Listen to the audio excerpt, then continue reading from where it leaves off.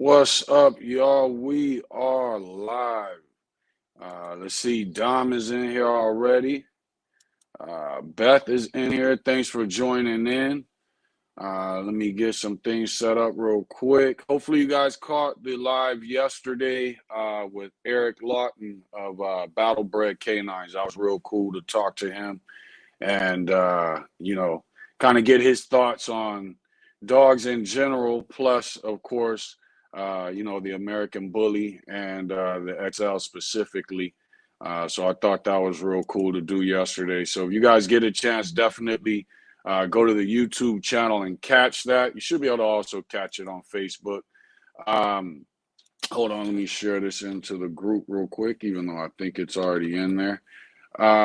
Make sure you guys, the comments, for whatever reason, sometimes show up on the system, sometimes they don't.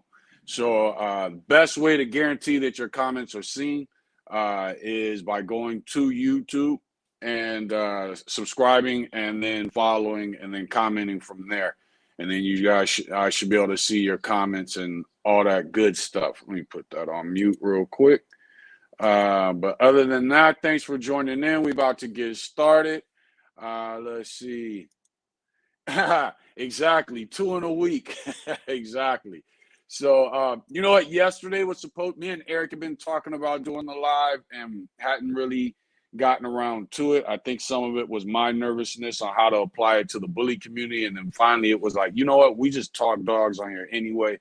Let's just go ahead and do it. So we went ahead and pushed the Dog Talk Tuesdays to Wednesday. And but I thought it went real good. So I think I'm gonna try to there's other people I would love to do interviews with that are in the bully community, but also in other communities, just to have that dog conversation. I think the bully community, especially the XL, really needs more of that. So we're gonna definitely continue doing the interviews and bringing people on. What's up, Betsy Spirit Rider? Thanks for joining in.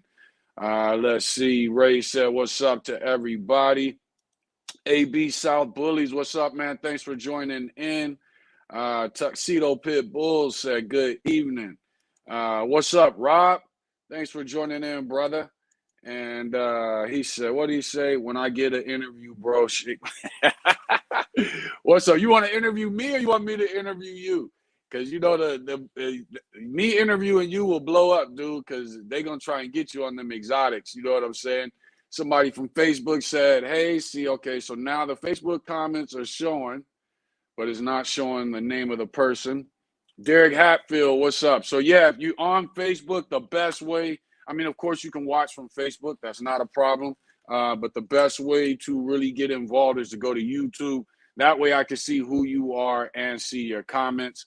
And we go from there.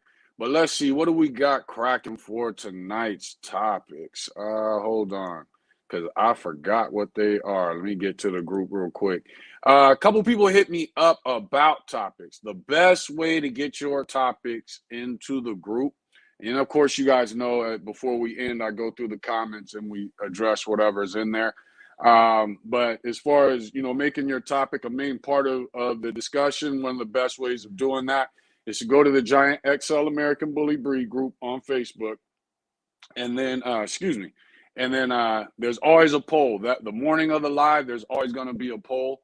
When I put that poll up, go ahead, put your comments in there. You'll have people voting on your topic. Whether they vote for it or not doesn't matter. We will still hit that topic no matter what. Today's topics one came from Pop A Joe, how to start a breed club to start the journey of being recognized by the AKC. That's a good one. He also put up a second topic. What is the detrimental effects of non-show breeders not trying or caring about breeding to the standards as recorded by either the ABKC or UKC? Then Jay Rivera put Lolo versus Bill beef. I looked into that. It was too confusing. I don't like getting involved in people's personal issues with each other. I'd rather just kind of stay in my own focus. That was too confusing, and I don't really want to bring bully beefs, especially because a lot of it is just misunderstandings. I don't want to bring bully beefs to the lives unless both parties are present and want to participate and in agreement to doing that. So I try to avoid those types of things. And then we had the hate and loyalty towards ABKC and UKC. Is it deserved, whether it be hate or whether it be loyalty? And what registries should you get with? So those are the topics we're going to be hitting tonight, plus whatever I can catch in your comments. Again, best thing you can do is go to YouTube, subscribe, and then I'll be able to see your comments from there, guaranteed. The comments on Facebook, I sometimes can see who's leaving the comments. Sometimes I can't. So like you can see it with this one right here. And then throughout the live, sometimes the comments are showing up. Sometimes they're not. So the best thing to do is go to YouTube. Let's see. Derek said, good evening. What's up, brother? Rob said, I want to come on the show. I want to talk about me and my program. You and your exotic program, man, you know the bully breeders ain't going for that. Let's see here. Tuxedo Pit Bull said, if you breed a pit bull and a bully together, what are the pups called? Mutts. They would be called mutts. Unless you're going on a direction with it, you know, there's something you plan on doing, then Rob put it's a classic. He's close though, because from what I understand, the stub, I've still never looked into it, but from what I understand, the stub books are still open. So there you go. Smurda, what's up, bruh? Don't be calling me old. And let's see. But yeah, you breed a bully. A bully is a breed. A pit bull is a breed. So if it's an accident, it's a mutt. If there's a direction you're going with it, then, you know, you have to get it to that direction so it's not considered a mutt. I don't really know too much other than good confirmation. What's up, Rose? Thanks for joining in. I don't know why I wouldn't breed a bully to a pit bull, me personally. Somebody else said a classic. Exactly. Unc said it's a pit bull. So let's go ahead and get into the first topic, which is how to start a breed club and to start the journey. As far as breed clubs go, when it came to bull lurchers, there was another one when I was into Rottweilers that I was kind of thinking, and then but about getting involved in. And when it came to bull lurchers, that came up a lot. But a lot of them, when it comes to working dogs, a lot of them try to avoid you know, the different registries and stuff. So when it came to from what I understand, when it comes to AKC, and that was the direction the person's question was, is one, I would say with the American bully community, how would you say this without offending the community as a whole? We got to take dogs and dog breeding seriously. Right now, most people's mentors in the bully community, most people's favorite dogs, are dogs that came from people who really don't know anything about dogs, really don't know much about breeding. And you don't see other communities like that. You know, most people, you know, you get in the pit bull community, most people's favorite dog was bred by somebody who knows dogs, worked dogs, conditioned dogs, went through ups and downs with dogs. In the bully community, a lot of your worst ups and downs is just a female not getting pregnant because we're not really active with most people aren't really active with these dogs. So I would say before you can put a breed club together, before the AKC to actually take it serious, we got to take ourselves serious. And the only way to take ourselves and our breed serious is to take dogs serious. So, you know, you got people that pop up in the community who can't stand me, and the first thing they say is, okay, he knows dogs, but he don't know bullies. Well, to even be able to formulate that sentence, you know, should throw somebody off. You know what I mean?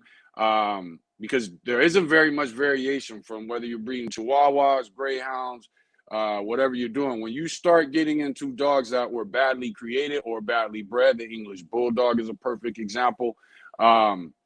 That's when things start getting complicated. And as long as a person wants to fix those things, then that's what has to be respected.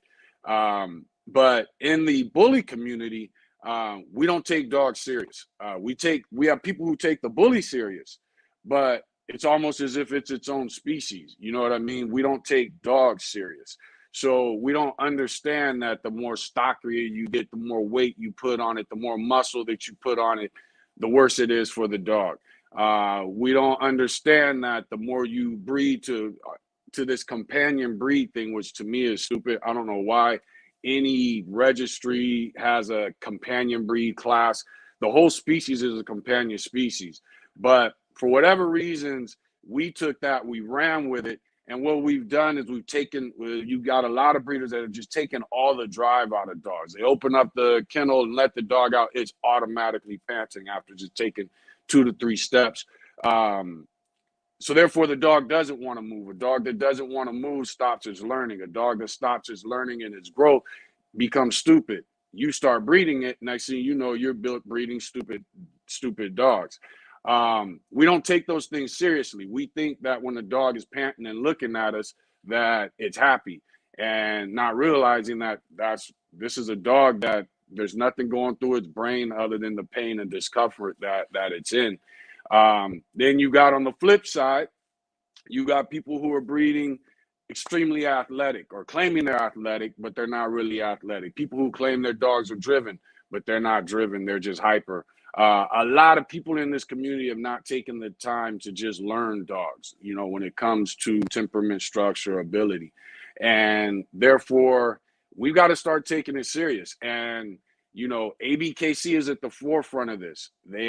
At some point, somebody's going to have to say, let's start doing something on a weekly basis, a daily basis, a monthly basis, whatever it is, where we start educating our community on dogs in general, so that we can produce better breeders within our community.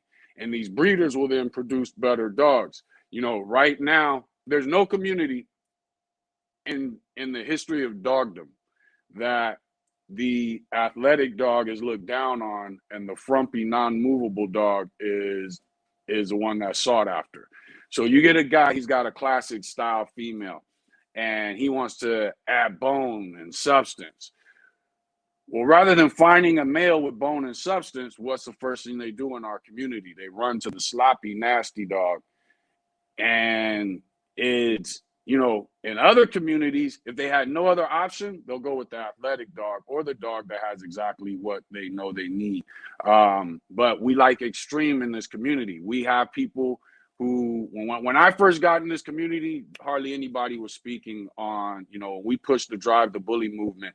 And we were talking about how the XL needed to have longer length of leg than in ratio to the pocket and the standard because of the size and joints.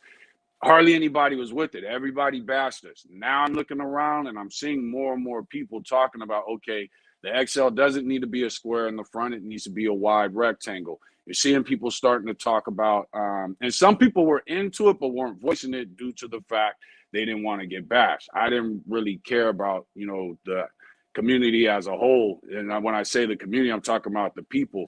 So I spoke my truth and what I know to be the truth with dogs.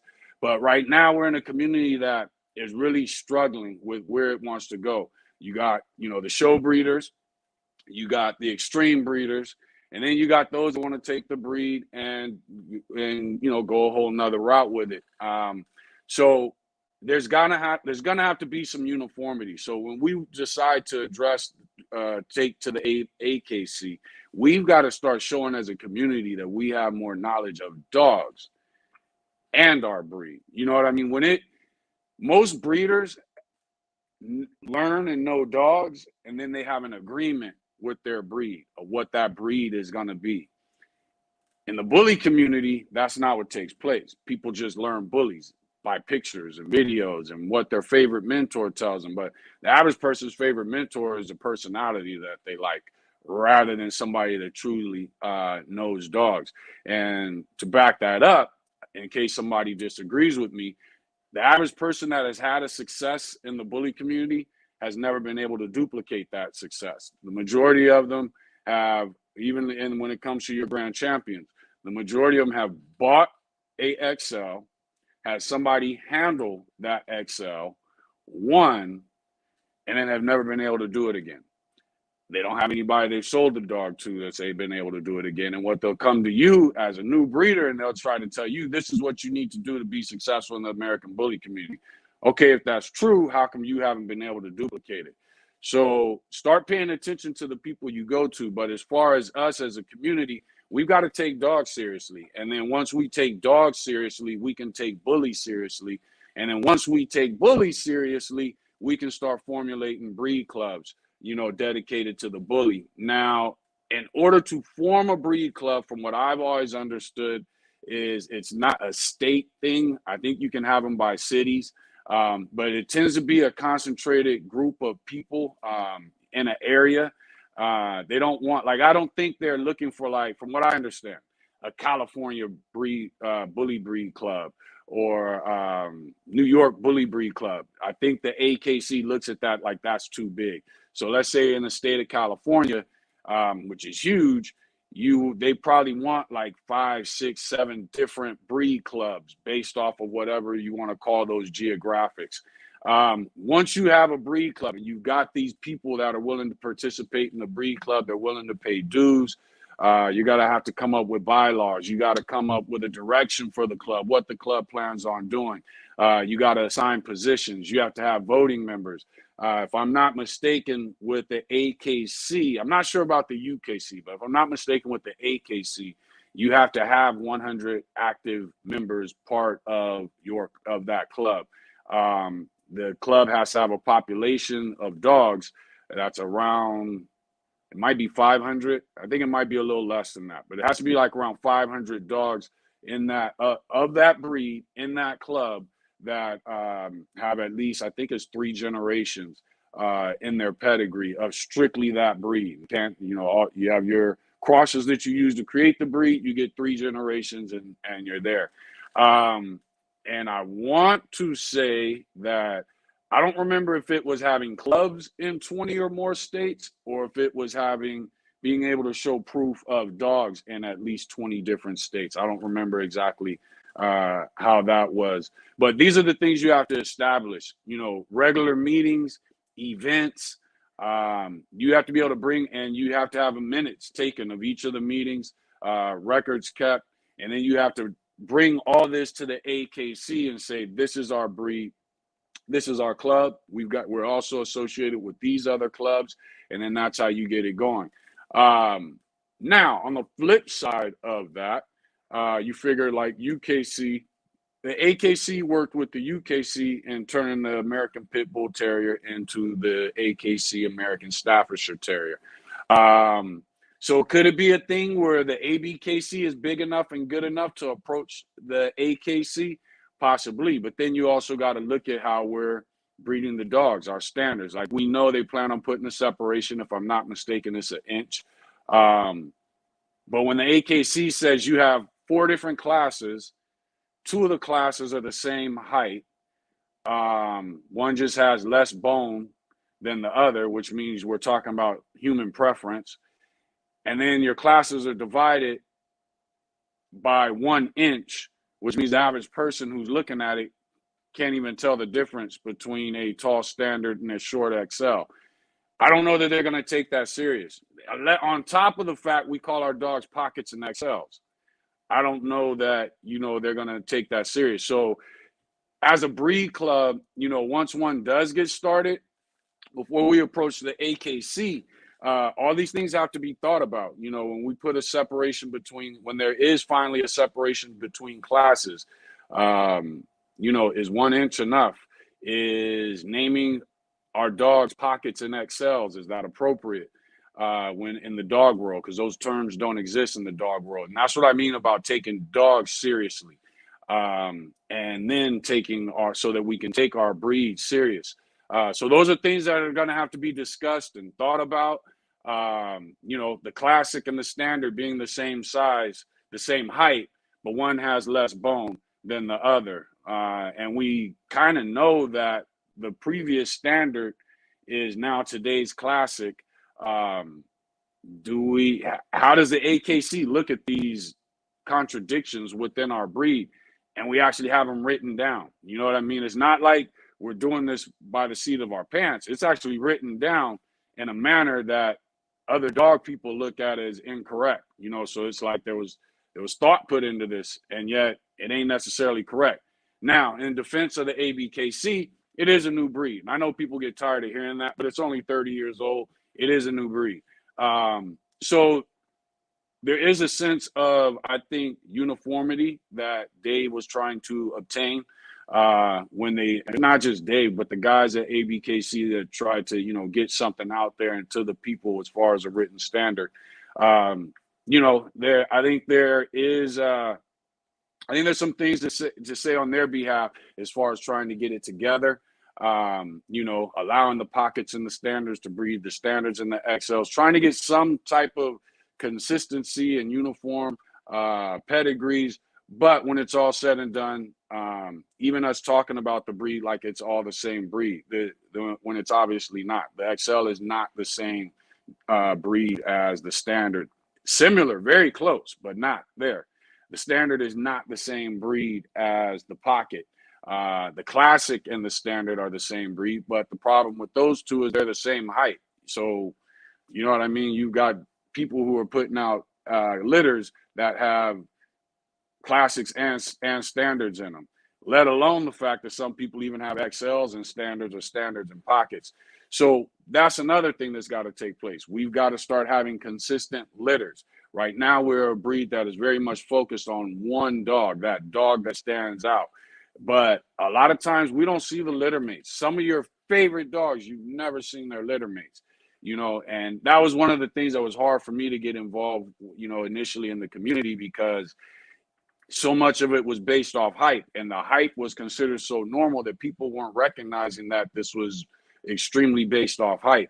So that's something that has to be thought about. But I think once we again take dogs seriously, then the breed seriously, then we organize these clubs in different regions, you know, I think that's where we start. I think ABKC it needs to be included in it, because they are the premier registry of the American Bully. They're not the biggest, but they're the premier registry. UKC is the biggest, but like I said, they are the premier registry. So, you know, do you involve them in it, or do you just get the breed clubs together and go straight to AKC? That's something that has to be figured out. Bullies, cars, and ARs. What's up, man? Thanks for getting in here. Let's see. Repo said, let's get it. Exactly. Dom said, yep. What happened? Did it go back up? Good evening from Maryland. What's up, Jason? Thanks for joining in. Let's see. Like number 6, brother. Exactly. Make sure you guys hit the like button. Make sure so that I can guaranteed see your comments. That you go to YouTube, join in on there, and subscribe from there, and subscribe to Thor Bullies, and then that way we're guaranteed to see your comments. Some of the Facebook comments are showing up though today, so it's kind of hit and miss with that. Robert said the business aspect is a good topic for breeders and show people. As far as business, as far as getting the club together, or just business in general? Business in general, I think that's also a good topic. Let's see. Rose said, I'm into my game dogs, band dogs, and working type bully. Well, see, and that's the thing that kind of messes up the bully community. You figure the average show ring person of all breeds respects the working version of their breed. Even with the English Bulldog, they went in an uproar when that one English Bulldog ran through the agility course and was killing it. You know, they're proud to see that, even though that's not necessarily what they're breeding. The bully community is the opposite. Our show people are very anti-dogs that do things. You know, and they won't. Some of them are smart enough to not talk that way. Some of them are so dumb they will talk that way, and they just sound foolish. So it's a weird community dealing with these bullies. Casper, what's up, man? I'm doing good. Hope you doing good. Let's see here. What else we got? Somebody from Facebook said, okay, so I can see a comment. I just can't see who it is. Said, question, give your honest opinion on Grand Champion Shamrock and Grand Champion Dooley. Which is the overall better dog? Ooh, I like both. We have yet to see what Dooley can really produce. You know what I mean? Shamrock has definitely produced some great dogs. I would say, though, as my favorite, I would have to give it to Dooley. I think he fits the American Bully standard and that image that they're looking for.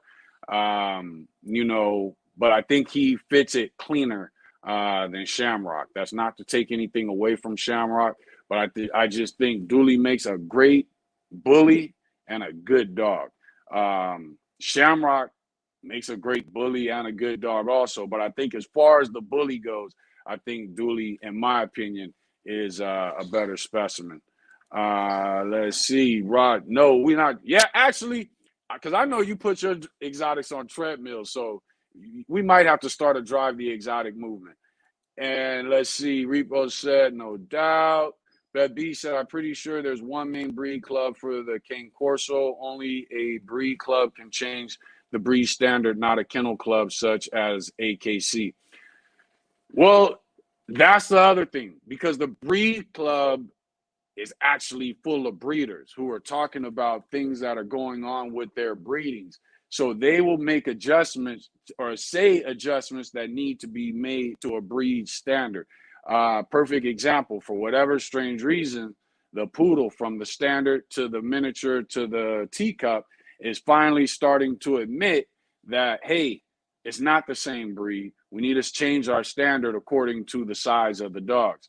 The Schnauzer nailed it right off the bat, from what I understand. Now, they may have kind of started with a similar standard, but they started, from what I understand, they started right off the bat, admitting that there are three separate breeds: the giant, the standard, and the miniature. And their standard, they all have the same breed type, but they all have a different standard. And you guys will hear people argue with me a lot about that, because I always say the breed type and the breed standard are two different things. Breed type is what you see of the dog. The standard is what is written on paper. Written on paper and reality are never going to be the same thing. So when it comes to the Schnauzer, all three classes or varieties have the same breed type, but they all have a slightly different breed standard. And I think that's what the ABKC is going to have to do as a breed club. I think that's what we would have to acknowledge, that you can't take this little pocket that's full of English Bulldog and take this XL that's full of American Bulldog and some Mastiff, and then try to pretend that they're the same breed and should have the exact same standard. It's just not possible. And those who are trying to make it possible, you're creating less healthy, less intelligent dogs, and what's going to end, regardless of how much you love them. It doesn't matter how much you love or feel about your dog. But in the end, they'll start realizing it. And when you're trying to do that, as I've said before, rarely do we see litter mates. We always just see that one dog. But I didn't know that. So hold on. One main. So Cane Corsos, regardless of state and everything, only have one main breed club. So that's interesting. But so I understood it with AKC that there had to be kind of a regional thing going. But I could be wrong, because I have not looked into that. And one thing I don't ever want to do is, when we have topics, look into it. I'd rather just say I don't know. But from what I understood, it had to be regional. But that's possible. I could be incorrect, or something could have changed. Repo Diamond said, because they look more like game dogs, bully breeders hide them. Not us, though. Exactly. Ace Nino is kind of come down to what they used to make the XL, the pockets, and the classics. Exactly. That's exactly what it comes down to, and that's what makes it different. Somebody from Facebook said, knowledge is power. What up from the boy? Hey, if you're on Facebook, go to YouTube so I can actually, it is showing the comments, but it's not showing me who's making the comments. So go to YouTube, and that way I can guarantee see your comment and guaranteed see who's making the comments. Make sure you guys are also liking. Repo keeps reminding me of that. Make sure you guys are liking, especially you guys that are on YouTube. Make sure you click like. Make sure that you subscribe. Dom said lazy dogs. Exactly. And that's what it boils down to. But we've become a society, and especially a group of breeders that thinks that's cool or cute. And unfortunately, it's not. Hold on. Let's see. AB South Bully said, what's going through a post on your page yesterday. Oh, was going through a post on your page yesterday. What's your thoughts on China Boy? China Boy to me is an exotic. He is not an American bully. From what I remember, China Boy came from China to America. There was a whole bunch of promotion that went behind him. And then all of a sudden he had a pedigree. And then he got popular. Pocket breeders, for some reason, started breeding to him and have made some nice dogs, but it's made some dogs that are a mess. It's the nice ones that get promoted. And every now and then there's a collage of China Boy offspring. If you go through that collage, you'll see the best of them. For whatever reasons, they included some that should not have been included. And they've got underbites and stuff like that. I like the dog as a dog. I like him as an exotic, but he's not a pocket. With the stud books being open, I guess there's no problem with pocket breeders breeding to him to get more mass and things like that. I don't see why they need to, especially when there's great pocket specimens out there and you don't really know what you're including. We know he with Miyagi. We know he comes. I think Miyagi's in his blood, supposedly, at least in his pedigree. Miyagi's there, and we don't even really know what was in Miyagi, but we know Miyagi wasn't a pocket. He wasn't an American bully. There was something in there. Now, if the stud books are open, is that wrong? I don't know. That's for the registries to decide. But I like him as a dog. I think he's cool. Is he something that I would own? No, I wouldn't. He wouldn't fit any figment of my imagination in my home. If he was my neighbor's dog, I would love to play with him. I could put it like that. I think he's a cool dog. I think he's a good-looking dog. As far as his movement, I'm not a fan of that. But he does kind of seem to at least want to get around. So I'm a fan of that. So I think, I'm not a fan of the way the word tool is used in the bully community. And you hear a lot of people say China Boy is a great tool. There's another dog, Bubba Sparks. What is his name? Bubba something. Bubba Sparks is the rapper. The dog's name is Bubba something. Anyway, people say he's a great tool. I'm not a fan of tools in the bully community. When I was young, a tool was if you were trying to breed something for protection. This dog had the size, but for whatever reasons, had the best size, stamina, but just really didn't have those protective qualities. So you used him as a tool to get back to what you were going to do because he had everything else but that. In the pit world, you may have a dog that's slightly more muscular, doesn't necessarily have the agility you want, but you're hoping to get produce a litter of dogs that are going to be a somewhat more strong, yet maintain agility, maintain drive. So tools always were very close to what you were aiming for. They just weren't it. And in the bully community, tools tend to be that dog that you were supposed to be hiding somewhere for nobody to look at or see, especially if you were mixing breeds. And so I'm not a fan of calling China Boy a tool. I think he's better than that. I just think he's an exotic that, for whatever reasons, caught on to the bully community, because I know he was kind of promoted in the exotic community and then got popular with some breedings in the bully community. And then I don't know if the ABKC kind of got behind it, but all of a sudden there was this promotion of him by people that are related to ABKC or loosely related to ABKC, where they were just China Boy for like a month or two. They were just promoting the hell out of China Boy. And then next thing you know, he was really being bred to the pockets, especially in the ABKC, which does tend to look for a more bulldogish style American bully. So, I think he's a cool dog. I guess that would be, my thing. Would I breed to him if I was a breeder of pockets? No, I don't like shortcuts. And to me, he's given a lot of people in the pocket world a shortcut. But he's produced some good dogs. I would like to see what he's produced when it comes to full litters before I could speak on him as a producer. Dom said that's game exotics on treadmills bad. Yeah, Rob's got exotics that will run the treadmill. AB South said was. Let's see, somebody was agreeing. Just shared in my community. Let's get it. Cool. Thanks for the share. Again, make sure you guys are hitting that like button. Let's see. Jason Barr, look how the views went up as soon as we start talking about China Boy. Yeah, I said it. Whatever you don't like that I said. Jason Barr said type and standards are different. For instance, Japanese and American Akita. Exactly. And I mean, all your classes prove that type and standard are different because they all have a breed type. But their standards are totally different based off the class that they're in. So agree 100%. Let's see. Ben Dover said, bruh, what kind of name is that? Said promote your lives more. You know what? I'm terrible at promotion.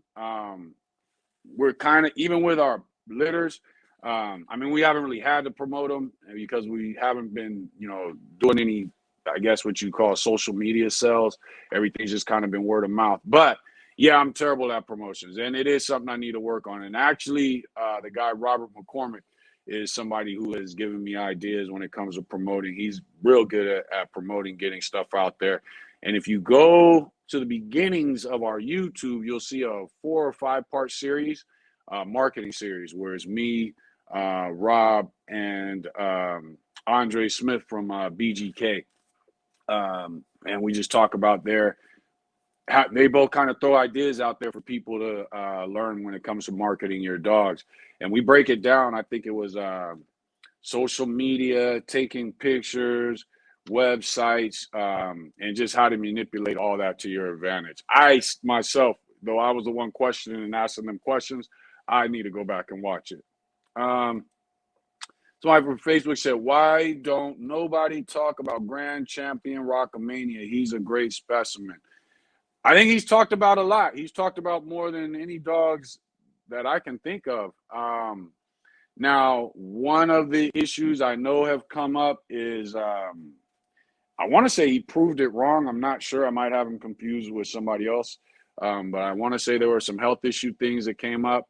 I myself, when I see Rocco, I see the new age American Johnson, American Bulldogs. To me, he's I don't know. I guess, he's a grand champion, but I'm not sure if that's the American Bully look. He's got that, I think his body looks good, but he's got that round head, and the face is supposed to be a major part of the dog. He doesn't really have that chisel head, but I think he's a great looking dog. But he's talked about a lot in the community, so I'm not sure where you're coming from with that statement. Let's see here. Matter of fact, he's one of the most, I don't know where that statement come from, because he's one of the most popular dogs in the community. Somebody else said, is there Yelp for breeders? Seems like everyone is breeding these dogs. Exactly. There should be. And matter of fact, you speak on that. I've seen a couple articles saying that, just dog articles, saying that the American Bully is now one of the fastest growing breeds in the world. One of them said in the USA. The funny thing is, though, when you're out in the world or the USA, hardly anybody knows they exist. So that means that this is the fastest growing breed because it's a bunch of breeders buying dogs and selling dogs to each other, which is never a good thing. It's just never a good thing. It's good on a small level, but not on this much of a mass level, and you got internet influence. Somebody said Dax or Miyagi, I think in China Boy. Yeah, I think that's what you're talking about. Bossed up, Trevi, what's up, man? Thanks for joining in. Let's see here. AB South said, I agree with you. He cool for the exotics, but I do not agree when people call him a bully. Yeah, I just don't see him as a bully. I mean, you can tell that there's immediately something else in there, probably Frenchie, English Bulldog, and then bam, now he's all of a sudden a bully. So I just don't agree that he's a bully. Dano Black said, I like China Boy. What are your thoughts on him? That's what we were just speaking on. I'm surprised you like him. But that's what we were just speaking on. Like I said, I think he's a cool dog. I don't believe he's an American. Well, I'm not going to say that. He's a cool dog. He's not an American bully. He's an exotic. The exotic world may not take to him because he's fairly large for what they like. But he has produced some great single specimens in the pocket world. I I haven't seen a litter off of him. You know, like the bully community likes to does, dogs blow up off of single dogs from a litter. So I would like to see what he produces as a litter before I could speak on him as a producer. Beth B said, I'd love to do a survey on what breeds show up in XL's DNA results, but I know people would never go for that. Actually, those who have done DNA have come up with King Corso, Pressa, Oldie Bulldog. Um, what else? American Bulldog always comes up. Of course, Staffordshire Terrier. Those are the ones I've seen. Bull Mastiff. What else? I've seen a Lapaha. Those are the ones I've seen the most pop up in people who were willing to share their results of the DNA test. Bossed Up Trevi said, yeah, China Boy does have an exotic face and eye set for sure. Yeah, he's got the exotic face, the exotic eye set, the exotic movement. He doesn't, there's just nothing about him that says pocket American bully to me. And that's why it's hard for me to take the community serious, especially the show ring, because they'll say, oh, I'm going to breed to China Boy, but then they'll say this XL that's running down hogs. That's not an American bully. And that's what makes it hard for me to take a lot of people and their opinion serious in this. And that's why when we were talking about the breed club, I think the community really needs, whether it's ABKC, whoever it is, they really need to push the education of dogs and then educate us on the breed. Because just educating us on the breed, it ain't working. And there's too many people involved that just don't know anything. And like I said, a lot of people's mentors don't know anything about dogs. And so therefore, they've not been able to duplicate previous successes, whether it's dogs off their yard, titles they've achieved, whatever it is. Bossed Up Trevi says, yeah, he's like his own thing and has his own look for real. He's not your typical exotic, but definitely not a true American bully. To me, he is what the exotics are aiming to or slowly becoming, but on a too big of a scale. So I think the exotics want China Boy in a smaller frame in general, I should say. So to me, he's an exotic. He's just a big exotic. That's what he is. Repo said, about to run the dogs. Be great until next time, brother. Peace and solitude. Same to you, dude. Thanks for joining in, Repo. Let's see here. Michael Grant said, what breeds make up a true XL bully? We just said that. So let's go on. So as far as a breed club, now I forget who it was speaking on the King Corso saying that they just have one club. So maybe that's a possibility. But it's got to be organized. You've got to have voting members. You got to have people in positions, looking over mentors, liaisons between you and the actual kennel club. It takes a lot of organizing, and then you figure those people have to come to agreement on the standard. So it's tricky. Now, could you start an XL American Bully breed club? Yeah, you definitely could. And they might as well, because it's not the same breed as the pocket anyway. So they might as well. And then again, you have to start putting on events. And once you've done these things and you've got a track record of these things, it's all on paper. You present it to the AKC, and then it goes on what they call, I forget what it's called, not creation. I want to say it begins with a C. But they have dogs that sit on this list that show up in shows and fun shows and things like that. I can't think of what it's called, though. My mind just went blank.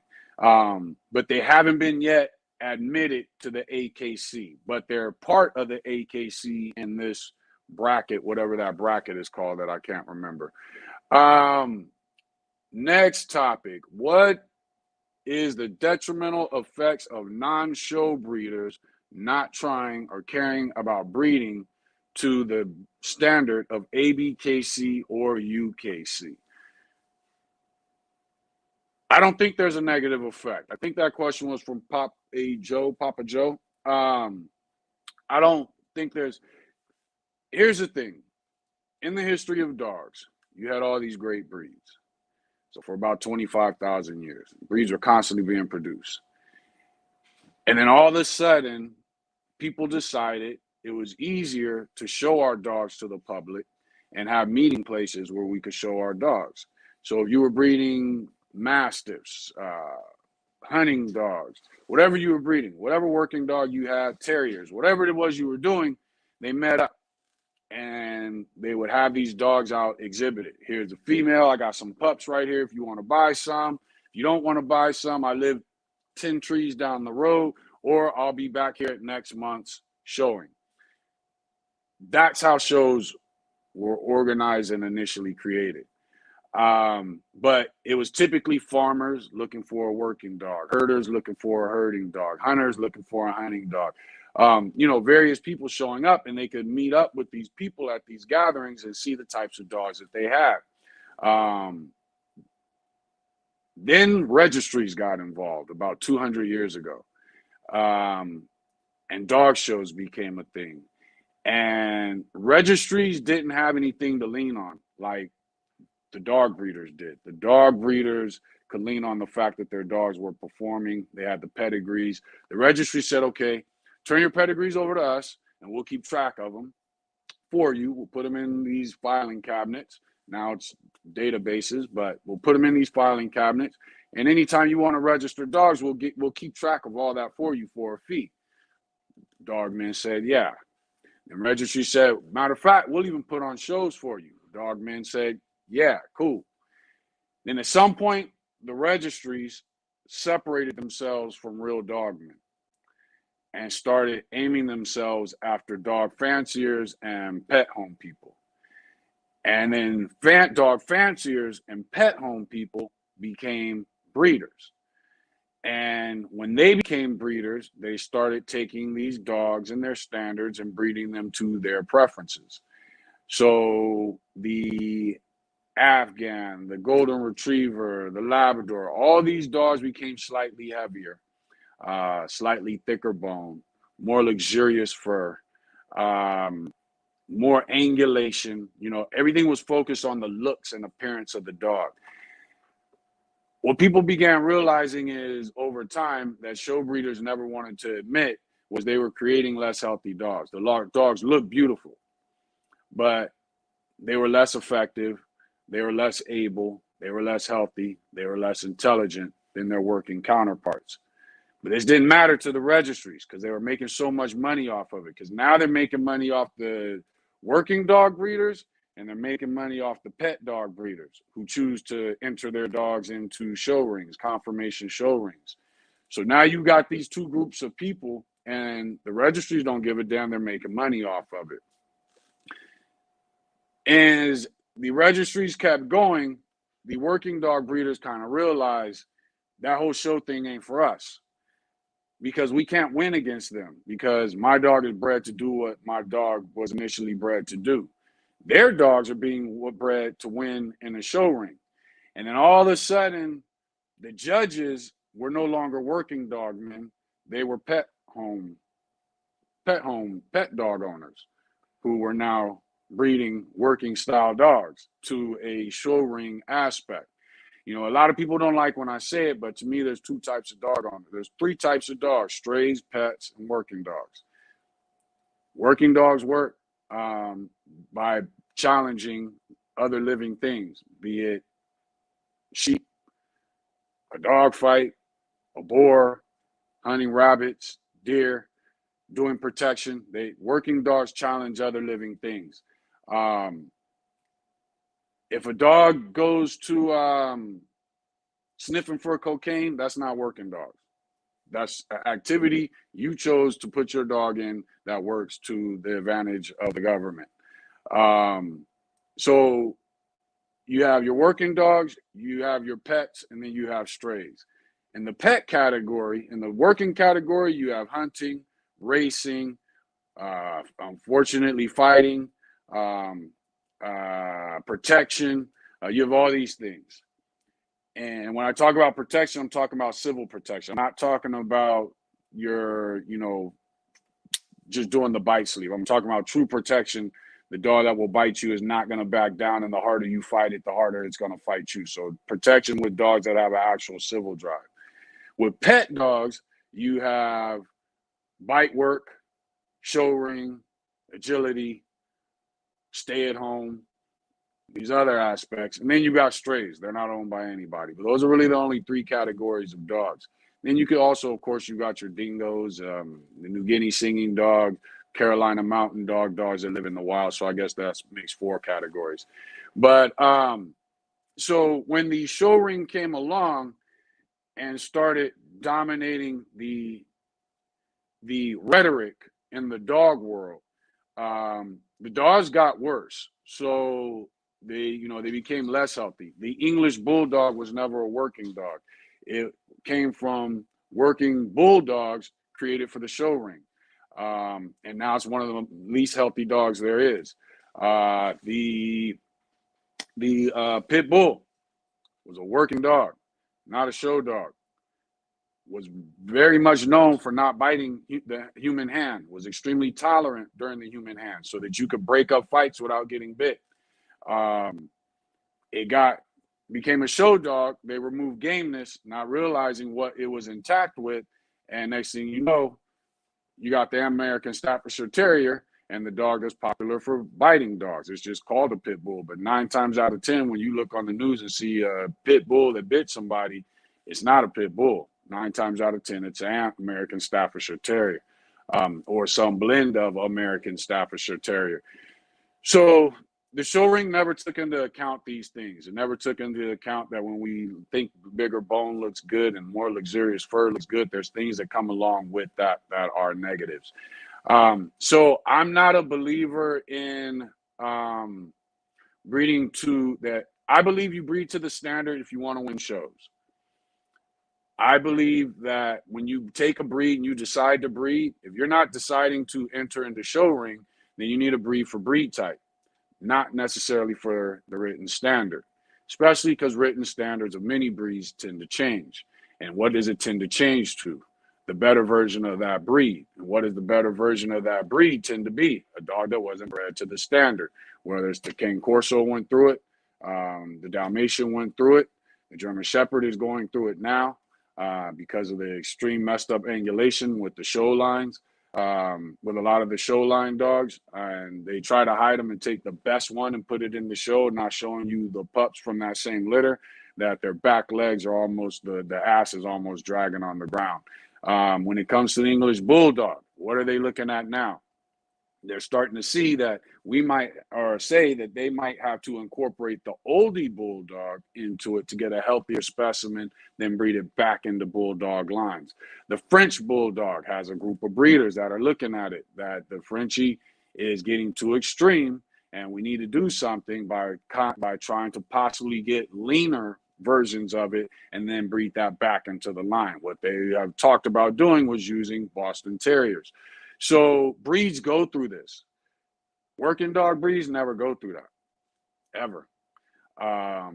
It's the show ring version that does it. Some of them take 20 years to go through it. Some of them take 200 years to go through it. But they have to start admitting that this is the direction they're headed on. When you start just putting what your eyes view as what's most important. So when you say, what is the detrimental effects of non-show breeders not trying or caring about breeding to the standard? There is no detrimental effects. A lot of times the detrimental effect is the actual show breeder. When it comes to the American Bully, you look at the pockets tend to be getting more and more extreme. The standards tend to be getting more and more extreme. Then we've got this XL, and they're saying you have to follow the path of the pocket and the standard. That's not healthy. So I believe people need to breed for breed type at this point. And then at some point, ABKC, and that's why I think it's dope that Dave Wilson said he wanted to work with some XL breeders, because now that's going to give him the ability to get involved with actual XL breeders, give them his advice, look at what's taking place, and then decide, is this right? Yeah, this one dog came out dope in a litter of 11, but what about the other 10? And so I think it's dope that he presented doing that with the community. I think it's dope that the ABKC has stepped up, pushing for the XL community and really trying to, and he's admitted that there might be adjustments that have to be made with the XL. So I think he's on the right path.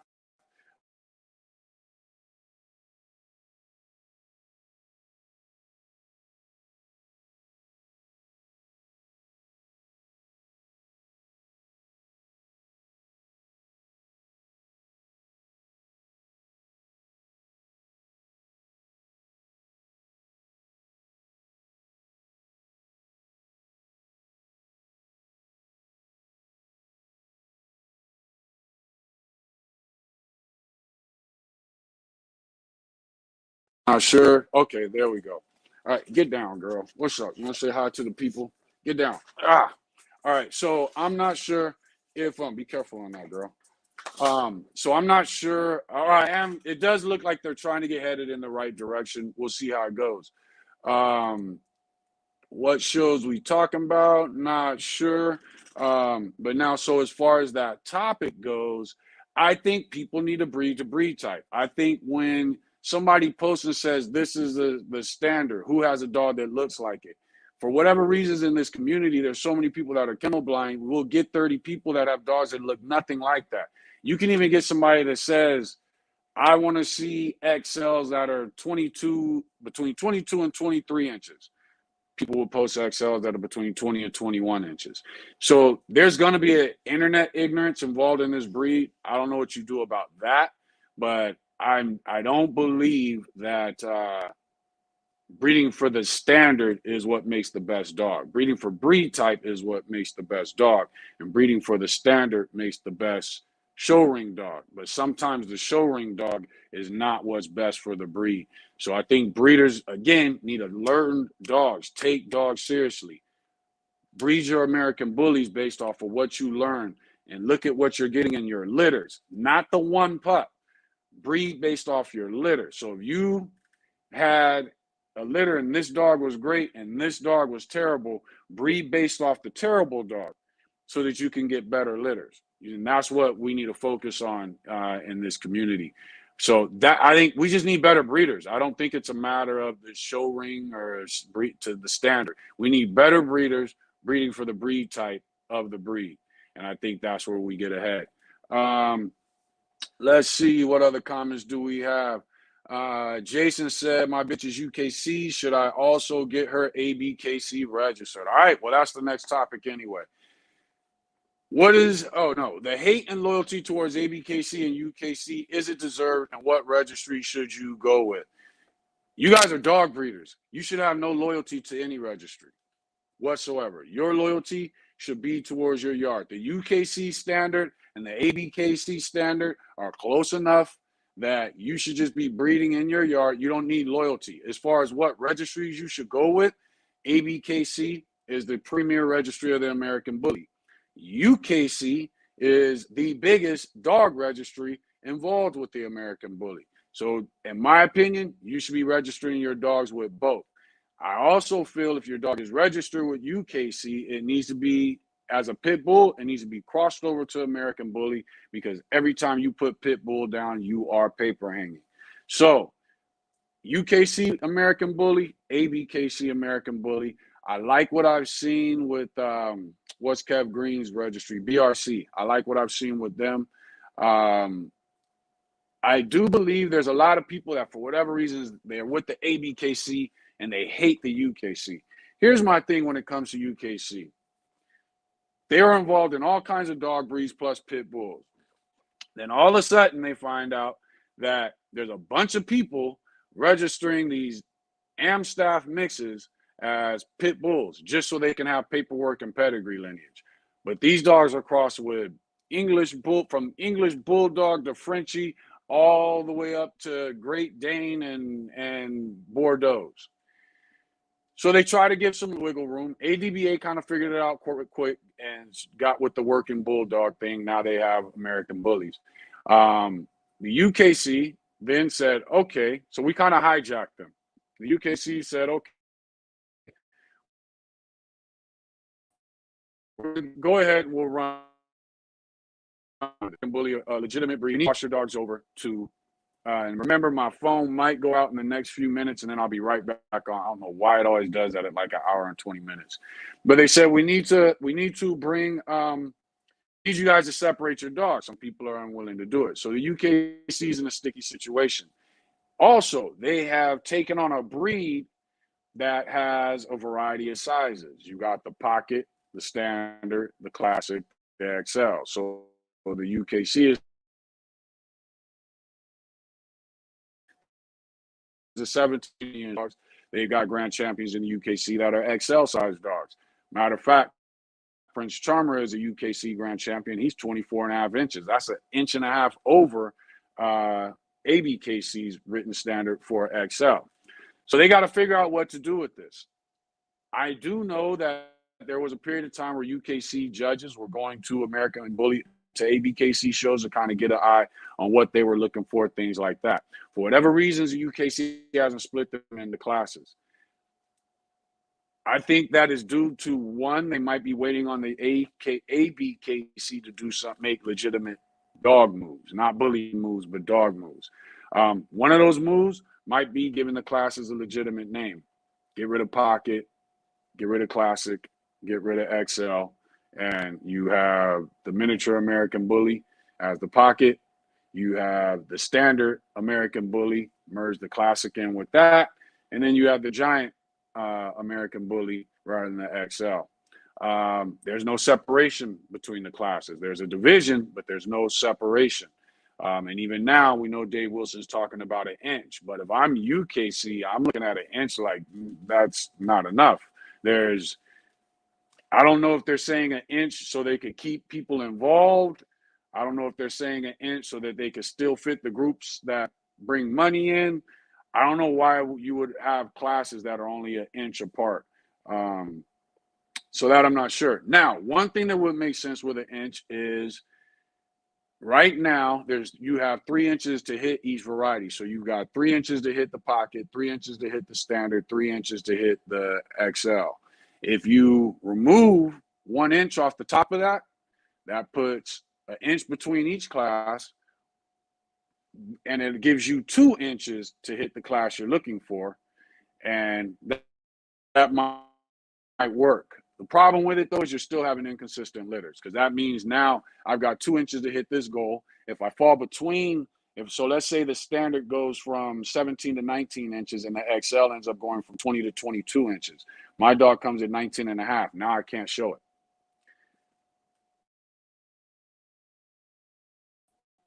But I've got other dogs in this litter that excel and fit the standard. But you're going to tell me that because you've made this separation, we're no longer allowed to cross these classes. People will still continue crossing the classes.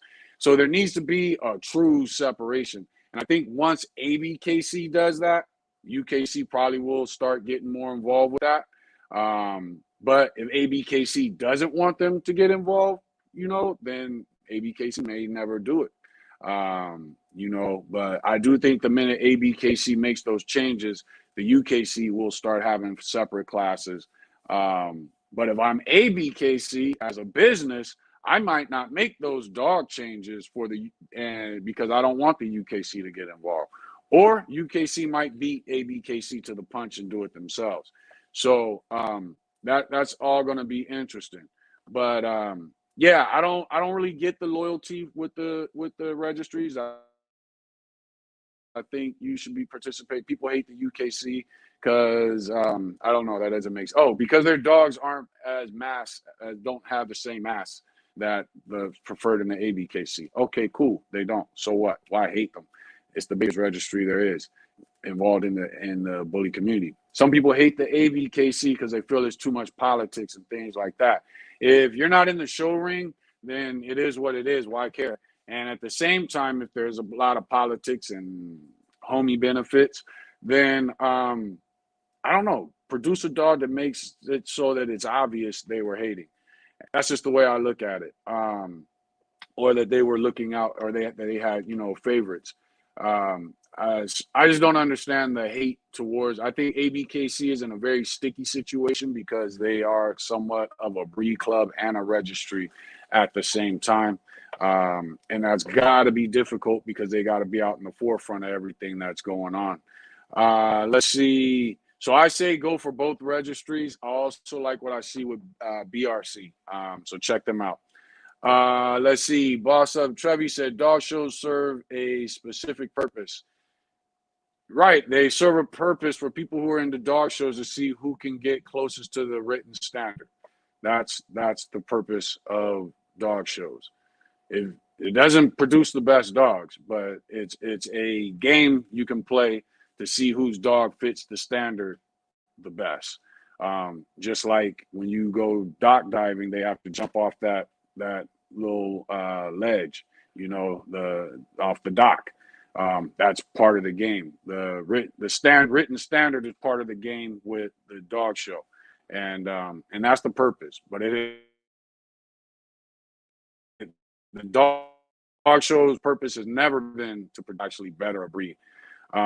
Python Don said, "What type of hunting dogs did you work with?" Ooh, various catch dogs, pit bulls, American bulldogs, bull lurchers were my favorite. Catch mixes. My Floyd, who's wandering around here, he's too old now. He's 15. He was 3/4 old family, red nose, Norad line, and boxer. I love hunting terriers. I've hunted beagles. It's been a lot. If I try to name them all, I'll end up missing them. But I worked with a lot of dogs as far as hunting. Dog shows run breeds like the German Shepherd. I agree. And they're trying to fix it. But my thing is, how did you get so obsessed with your human indulgence that you let it get that far? That's what's crazy. Let's see. Casper said, how do you feel about people using band dogs for their American Bully program? If you've got a good band dog, I don't know why you would breed it to an American Bully. And if you've got a good band dog, I don't know why you would breed an American Bully to a good band dog. Because if a band dog should be bred to have a certain amount of civil drive that you wouldn't necessarily want in your American Bully. So I don't think it would be a good idea. I think there's enough specimens from pocket to standard to classic to XL to stay within American Bullies and get the right dog. You might have to pay an arm and a leg, but I think the specimens are there to get it done. Eric Maxwell said the registries hijacked the breed standards and started dictating what fit and what didn't. It's exactly what happened with our older breeds. It's exactly what happened. They started changing the breed standards to things that had nothing to do with work, health. It was strictly conformation, and that was it. So I agree 100%. Taki said, dog propaganda is the downfall. Very much is. It very much is. You figure even in a more extreme nature, other countries hate U.S. dogs. So especially the American Pit Bull Terrier. And there was a spree for several years, probably about 10, 20 years ago, where they were just getting in American Pit Bull Terriers that had game lines but weren't proven game dogs, and fighting them against Tosas and, filming it and promoting it. Look at these dogs, or this Japanese Tosa is way better than the Pit Bull. Kangles, all kinds of stuff. There was one video I saw where the dude made a mistake somehow. He put his Kangal up against a pit bull, but it was a truly game pit bull. And the Kangal was whooping his butt for like 5-10 minutes. And then all of a sudden, it just started going downhill. And next thing you know, the Kangal took off running, But there's a lot of propaganda from countries, from registries, all kinds of stuff. And it is the downfall of dogs. And in this bully community, the propaganda and rhetoric is ridiculous. Like you said, truth and facts. Again, if you guys are on Facebook, if you go to YouTube, I'll be able to see your comments and see who you are. That Facebook comment showed up, but not all the Facebook comments are showing up for some reason.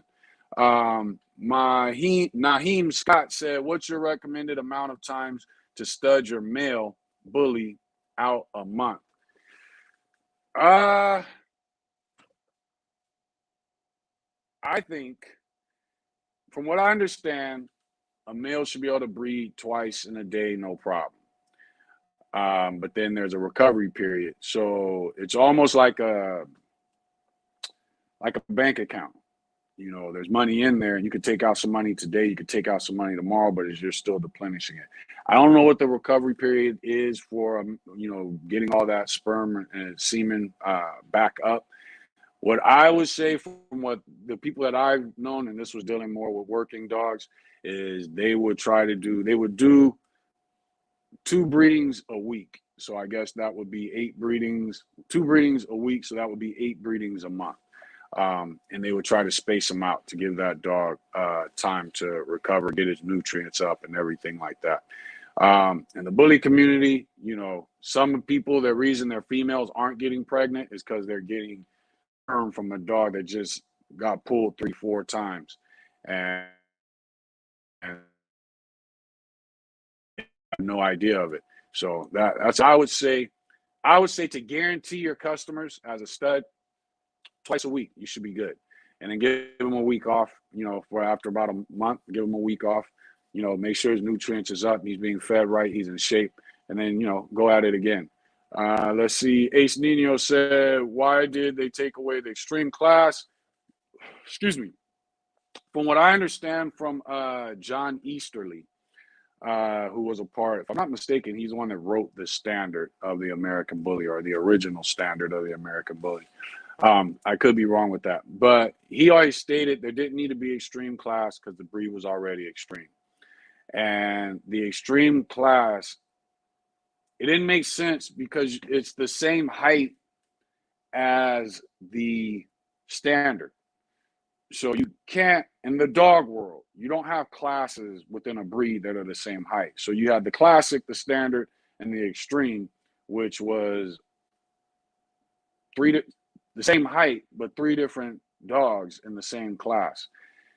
And so they got rid of it to achieve more consistency, from what I understand. And there were a lot of flaws that came with the extreme class. So some of the extreme dogs faded into the standard. Some of the extreme dogs faded into the XLs.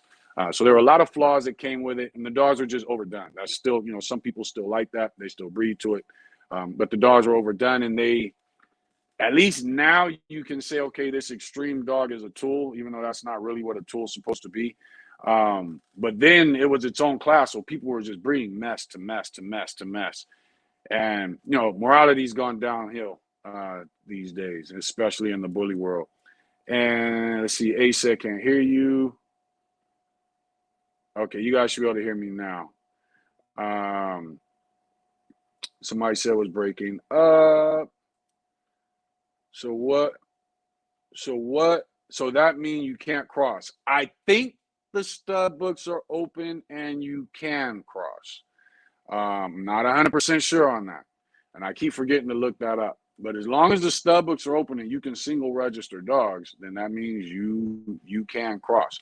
I just wouldn't go to a band dog.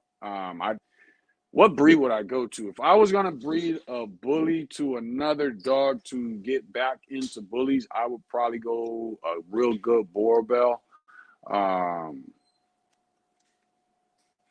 There's some Amstaffs. I guess it depends on what you have. It just depends on what you got in your yard as to what you need to go to. House of Blue Pit Bulls, what's up, man? Thanks for joining in from LBC.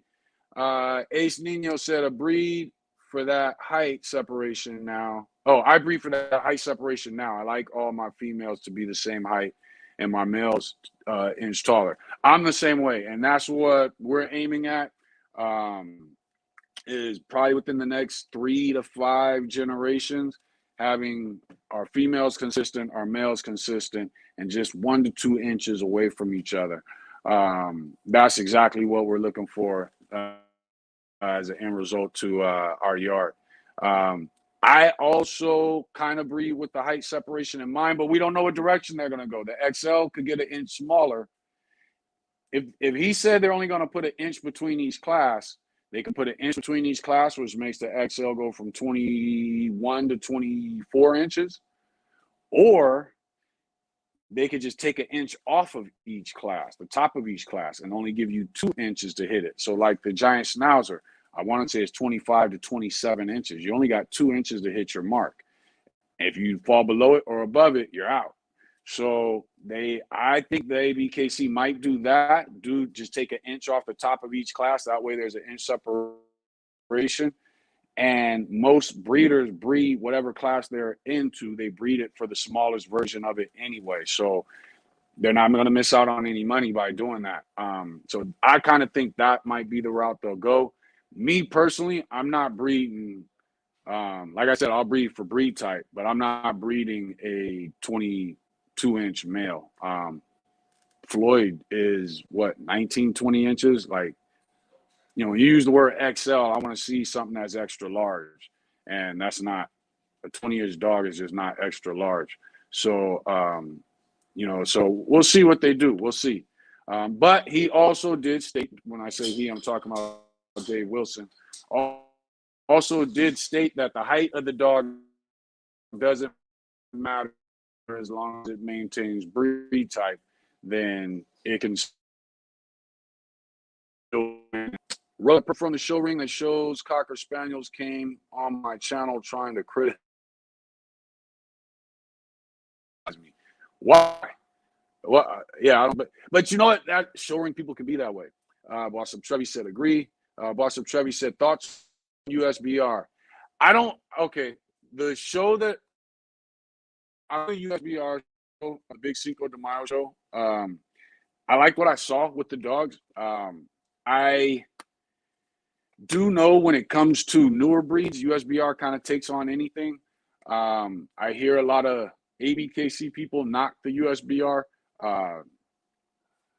So I don't really have much of an opinion other than I had a great time at their show. I saw some great XL specimens. I saw some great double XL style dogs. I also saw some great show dogs. Matter of fact, the USBR show is where I saw Dooley, was where I saw Dooley compete. So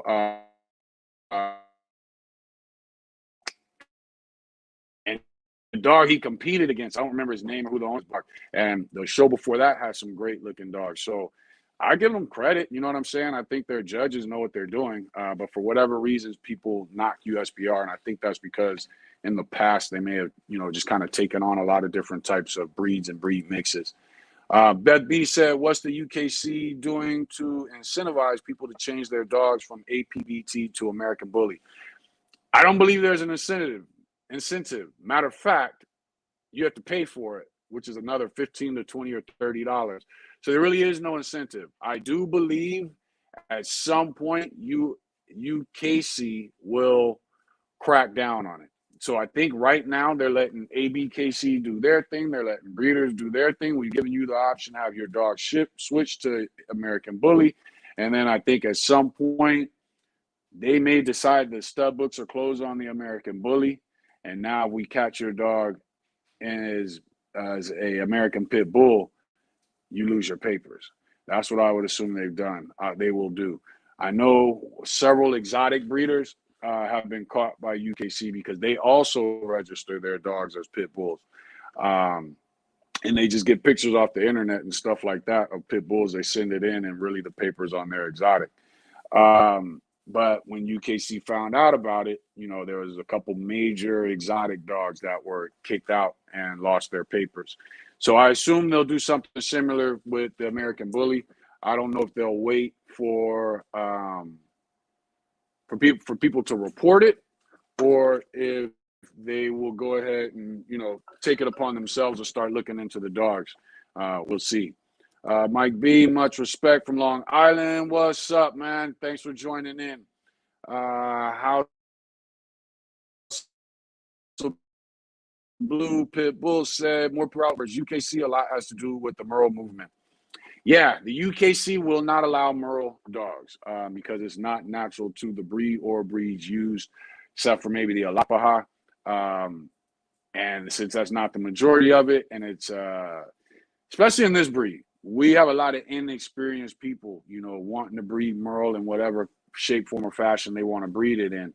And, you know, and they'll show you the 4 pups that are healthy, but won't show you the 6 that weren't. So we own a Merle. We haven't used her yet. She looks good. She's actually off of Woodland. She's a great looking girl. We haven't used her yet, though. And, you know, we will figure out when we'll use her or if we'll use her. You know, it's kind of a thing with us. Once you become a great dog, we start forgetting that we need to breed you. And she's kind of fallen into that trap. Great with protection, bite work. My cousin's doing a lot with her, and we just haven't used her yet. But we do have a Merle. I more like the Merle that's not obvious. She looks like her dad, Woodland. Where if you're looking at her, you can't tell she's a Merle until you're up close and you look at her. But I do believe ABKC is going to bring Merles into the show ring. I think that's going to be a thing in the next year or two. Kings of Bully Excellence said, "What's good, fam? Is there any sources of information that the registries plan on amending the standard, or is this just hearsay or speculation?" No. What they did say, and if you go in Giant XL American Bully Breed Group, you type in Dave Wilson, there's a couple of videos saved in the guides section. Go to the guide section. You know what? I think I deleted that portion of the guide section. But if you type in Dave Wilson, it should pop up. As a matter of fact, what I'll try to do is throw that back into the guide section to make it easier to find if you go into the group. But we do know that they plan on putting a separation. He stated an inch. That could change. I don't know, because an inch to me doesn't make a difference. And we do know that they may have to do some adjustments with the XL written standard due to the fact different breeds were used to make the XL. And the truth is, each of the classes should be treated as a different breed. Still American Bully, but a different breed. What else did they speak on? I think that was pretty much it, but they didn't go into details of what the changes might be. We also know that Dave Wilson made an offer to XL Bully breeders that some. So I know a bunch of people sent him emails. I forget his criteria was basically you need to have the money to set up a good kennel, get the dogs you needed. So he's going to be hands-on working with XL breeders. And I think as he sees and finds out things, we'll start to see, more adjustments take place to the standard. Beth B said, "Is the UKC somehow forcing breeders to change over to the American Bully?" No, they're not forcing anybody. It's up to you. I think at some point they might. What I would do is this.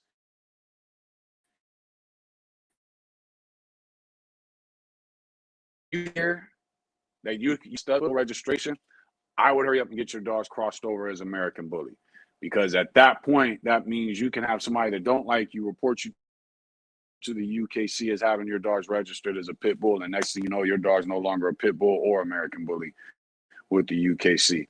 So I don't know how they'll handle that, but what I would start doing is I would keep your eye, because I know some people don't like to cross over to American Bully because all the American Bully people they know have UKC, their dogs registered as UKC pit bull.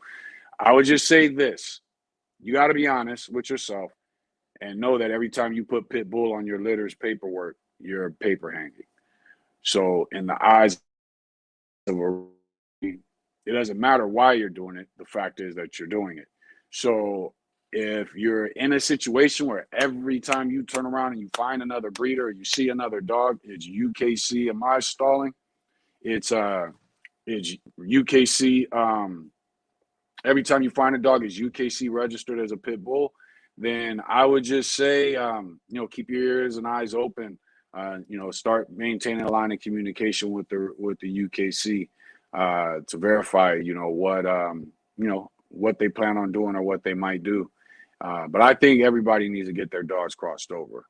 Rose said UKC is my go-to. I'm cool with the UKC. I know a lot of people don't like them in the bully community, but I'm cool with them. Beth B said, "I know some people aren't changing from APBT to American Bully is because it limits who they can breed to." Exactly. Right now they can breed and register with the UKC APBT and ABKC American Bully. Exactly. Bully Pits Fusion Canada, what's up, man? Thanks for joining in. Said, "What are your personal favorite bloodlines you look for when looking for an outcross?" I don't do bullies by bloodlines. A lot of the bloodlines aren't true bloodlines. They're just popular named dogs. So I don't do bullies by bloodlines. And I just look at it like this. We have a breed that is extremely paper hung and extremely focused on claiming dogs or certain lines. And many of these dogs aren't even consistent with the line that they came from. Like people talk about they have bossy line because they bred a bossy dog to a bossy dog, but that's not the type of breeding bossy what a cat from bossy would have done. People say, what bloodline do you have? Oh, I got Pro Bulls. Well, that's what bloodline is that? That I have ICK. That's a kennel. And people have been breeding those dogs to other dogs so much that nothing was intentionally maintained. So I don't do bloodlines when it comes to bullies. If I'm looking for something, I just want to see it in that dog. And then I want to get that dog's pedigree, and I want to see those traits passing into that dog for 3 to 4 generations. I want to be able to go back at least 3 to 4 generations and see those traits. That's how we bred bullies. And rarely when we did that did we see a bloodline. And when we did look at dogs considered a bloodline, rarely did we see them passing traits because it tends to be popular names. People will say,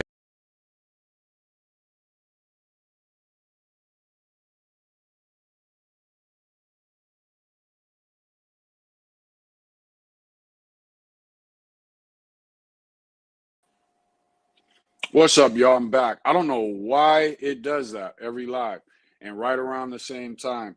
But right around 6:30, an hour and 30 minutes, it always cuts out. People have popular dogs named, I'm looking at my telephone, so they'll have a popular dog named Telephone that blows up, and all of a sudden they're talking about a telephone line. And it's like, nah, that's not a line, So I don't really go by bloodlines when it comes to American Bully. I go by traits. If you have scatterbred dogs that have the same traits, then you should be almost as good as having a bloodline. Jason said, is there a website where you can easily research Bully's pedigree? There's Pitpedia, there's Bullypedia, there's BullyPedX. Now, one of those you actually have to pay for just to look at pedigrees, which I don't know why. That's crazy to me. But yeah, there are. Pitpedia has a lot of bullies. Matter of fact, our bullies are on Pitpedia because it's free. You can set it up yourself. There's Bullypedia, there's BullyPedX. I'm trying to think. I think those are the main ones that I know of, at least I could think of. Zachariah said, didn't realize you had a YT channel, YouTube channel, Daryl. Yes. Thanks for joining on it. And subscribe. Yeah, so if you're on YouTube, make sure you subscribe. Make sure you hit that like button. If you're on Facebook, it looks like it's gotten to a phase now again where it's not showing Facebook comments. Join the YouTube channel. I do promote it on Facebook, but if you go to it from YouTube, I can see who you are and I can guarantee see your comments. Boss of Trevi said the purpose of the show, any kind of show, no matter if it's dogs, cattle, pigs, is to evaluate breed stock. Breed stock for the show, though, not breed stock. Like, you know what I mean? It's to going to the show. Well, going to the shows because people like going to shows. As far as evaluating breed stock, they're evaluating the dogs and that are in the room. If I'm evaluating breed stock, then I want to know temperament. I want to know ability. I want to know what other dogs in the litter look like. That's evaluating breed stock. When you're in that show ring, it's no different than, dock diving or agility. You're just looking at one dog. And dock divers and agility people don't consider themselves evaluating breed stock, even though they might be breeding for dock diving and agility. So you're evaluating breed stock for the show ring. But not for the breed, because most dogs don't go into shows, and most show dogs don't produce show dogs. Most dogs produce pet quality. The working world is pretty much consistent in getting working quality litters. The show ring gets show quality dogs out of a litter. Rarely does a show dog produce show quality dogs, especially in the bully world. Northern Ed said, thoughts on Champion Brim. He's a little much to me. I think he's I don't like overly bulldogish traits and bullies and to me, he's got a lot of. I get why people like him. That's just not my style. He's a little much to me. You know, he just looks more bulldogish than bully, especially if you if you didn't crop his ears. Rose said, I have 2XL litter mate brother and sister, and one classic female. Actually, my first bully was a Razor's Edge female. So I guess that wouldn't be considered classic, but she was a Razor's Edge female. And I used her for hunting. She was Floyd's backup. And then I used to breed her and Floyd, produce catch dogs. Bossed Up Trevi said all of the foreign fighting dog breeds are much larger dogs than APBT. Yeah, they are. It's the guarantee that win when they come across that APBT. Beth B said, thoughts on TBKC? I like what Terrell's doing. I like what he's pushing. I guess would say I'd like to see more consistency. There's a lot of people who complain, about not getting paperwork. And I know he did have some issues with the printer or something like that. I don't know. But I guess when it comes to TBKC, I would just like to see more consistency, more shows. If I'm not mistaken, Heather from Woody Drop Bullies with Grand Champion Prince Charmer went to a TBKC show. And if I'm not mistaken, she had a great time. So I think the direction of what Terrell is pushing is good. I just think as a registry, they need to get more out there, have more shows, and whatever these issues are with people's paperwork and that I constantly see, somehow that needs to be fixed. Or if those people are lying, block their asses. Just block them because it's just on Facebook. So because I know people would like to lie just because they want to lie on Terrell or whatever. So but I would say I just like to see more consistency. I do like what they are doing. Like I said, there's more consistency, more shows, more promotion of those shows, more promotion of those dogs that win those shows. Papa Joe said, calculated bullies in the building. What's up, man? We went over your topic. He said, what's up, everyone? Bully Pitts Fusion Canada said, are you familiar with Unleashed Kennels? No, I'm not. Or By Blood Kennels? You know what? I've seen that. I've seen them. I can't say which dogs are theirs or anything like that, but I know I've seen their logo or something like that. They're 22 plus, tall, thick dogs, look like bullies / pits, but wondering if you would consider them bullies or not. Very functional, so more slim. I'd have to see them. I'm not one of those that says because a dog is slim, it's not a bully. Nobody says a skinny Rottweiler is not a Rottweiler. It's still a Rottweiler. Bully people need to make up their mind. Is bully a name of your breed or is bully a description of a dog? Because if it's the name of a breed, then it don't matter if the bully is an inch tall, 10 inches tall. As long as a 10-foot tall Chihuahua comes running down the street, all of us on here are going to be like, damn, that's a 10-inch Chihuahua. So the bully community needs to decide what this word bully is. Is it the name of your breed or is it just a description of a concept you have in your head? So that's got to be figured out. But I don't have a problem with the leaner bullies. Erica Ross with I always forget the name of her kennel. Is it RBR? Retrievers and Bullies or something like that. But kennels, she has some dope dogs. But they hog hunt. They do protection. Brittany Burns, same thing. They do protection. So they're on the leaner side. That doesn't make them not bullies. It just may not be somebody's preference. Let's see. Papa Joe said they probably will start once they close the single registration. I think we're speaking on earlier. With AKC does not have anything to do with bullies. So no. And he said, I'm not sure how all that works, trying to study up on how all that works. So TBKC is one of the registries, just like ABKC and UKC, that acknowledges the existence of the American bully. TBKC started off as a bully kennel, just like ABKC started off as a bully kennel. AKC has nothing to do with bullies until we get a breed club together. and present the bully to them, they probably never will be acknowledged. The UKC could possibly present it. I don't know why they would do that. Or the ABKC could possibly do it. I don't know why they would do that. So we'll see. But yeah, TBKC is its own registry. I don't know much about, do they which dogs. I would assume they would take UKC and ABKC dogs. I don't know much about it from there. We were just kind of speaking on them a little while ago. Let's see. Rose said my male is 21 inches tall with 21-inch head, and both my females are 19 inches tall. But the difference between them are the head size. My sister has a 19-inch head. Male sister has a 19-inch head, and the classic female has an 18-inch head. And we were kind of talking about that last week.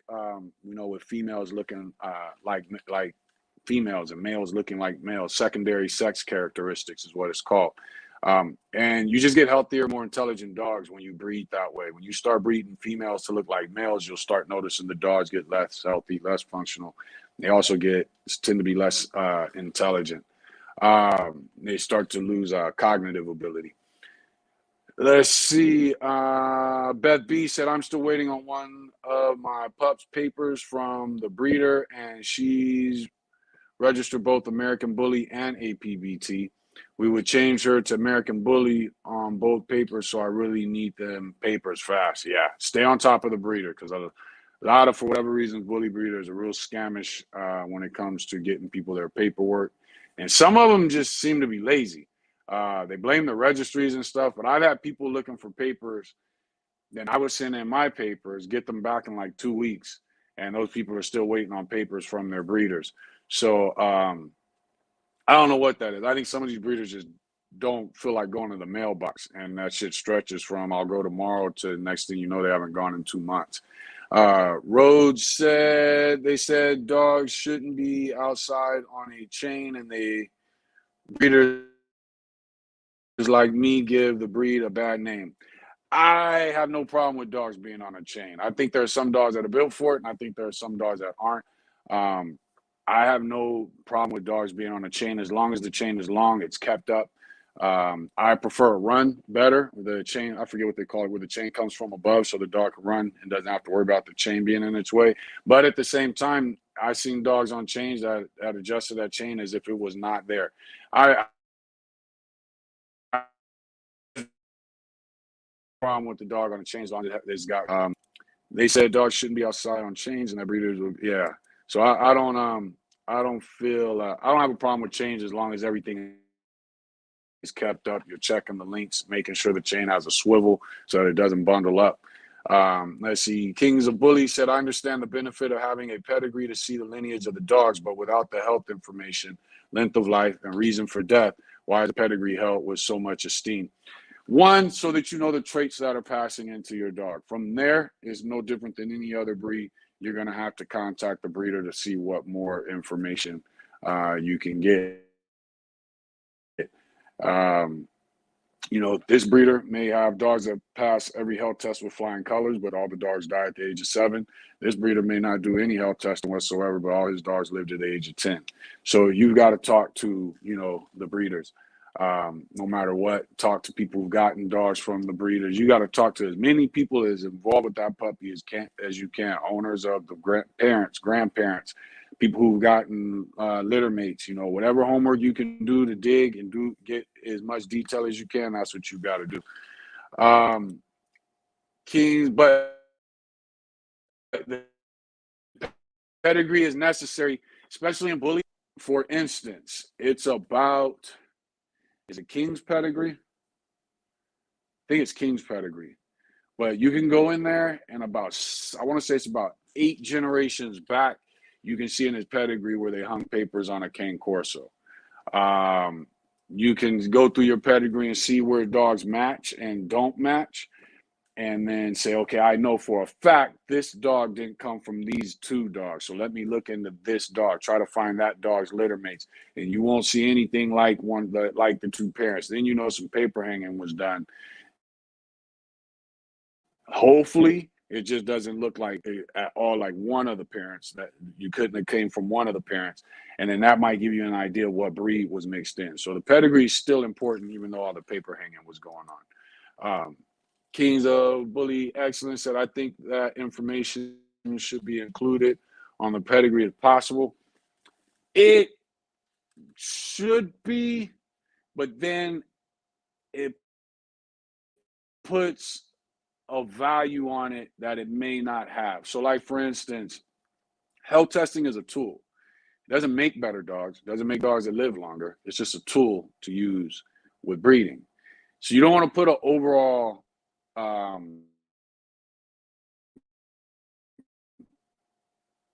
you don't want to mandatory, and I see people doing that a lot, because then what happens is you start shrinking the gene pool, and next thing you know, you've created health issues because you wanted everybody, people were only buying dogs from health tested dogs.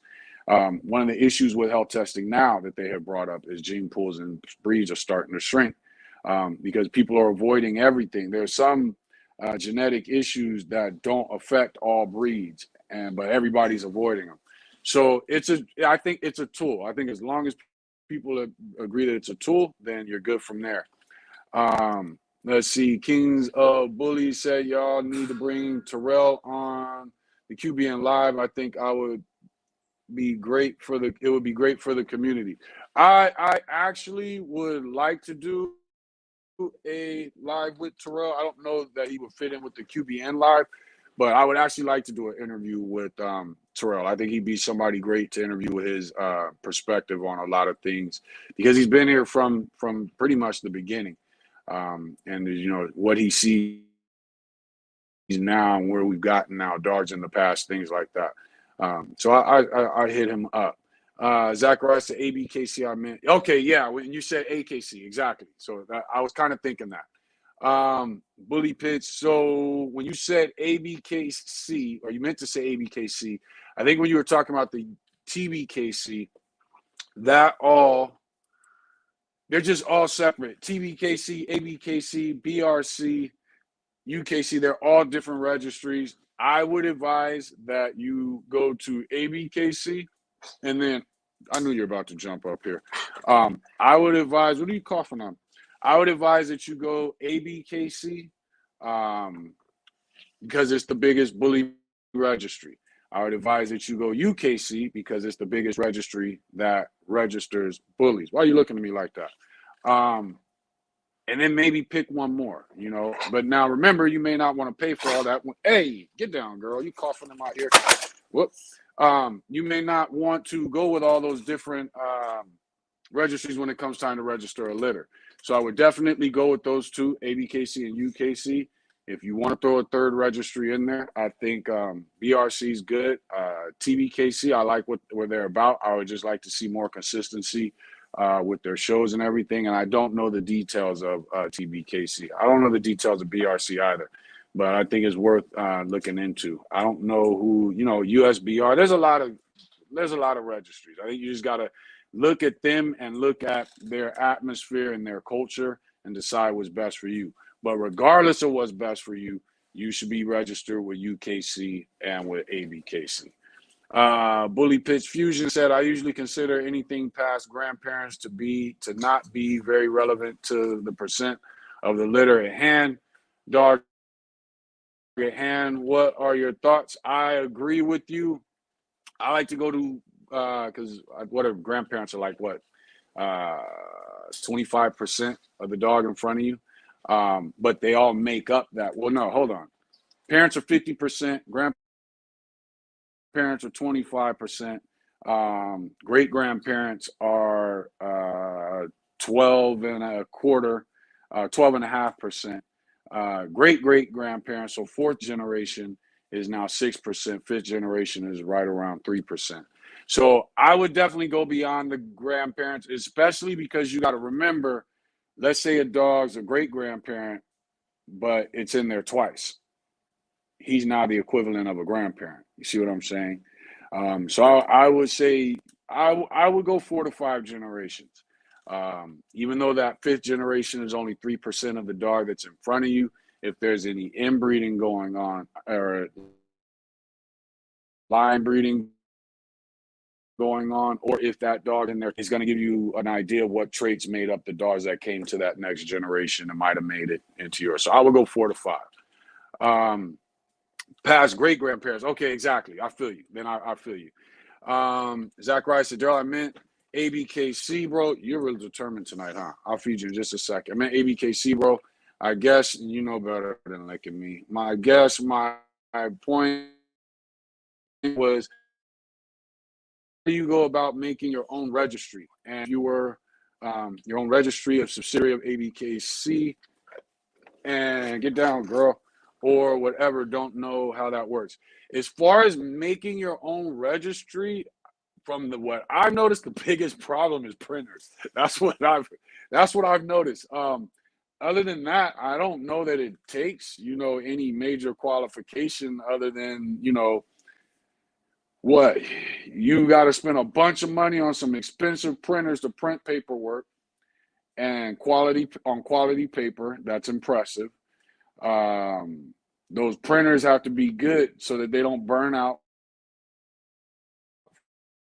printing paperwork. You got to have facilities that you want to be able to, get to. I don't think there's any major thing with starting a registry. Making sure you got impressive paper to print pedigrees and all that stuff to print peds on. Printers that can handle printing all of that. And then from there, promote your registry and go from there. And I don't think it takes much to start a registry. Let's see. Someone on Facebook said UKC takes like 6 weeks when even rush. ABKC is literally days rush delivered to you in the mail. I've seen and heard both. 5 days ABKC.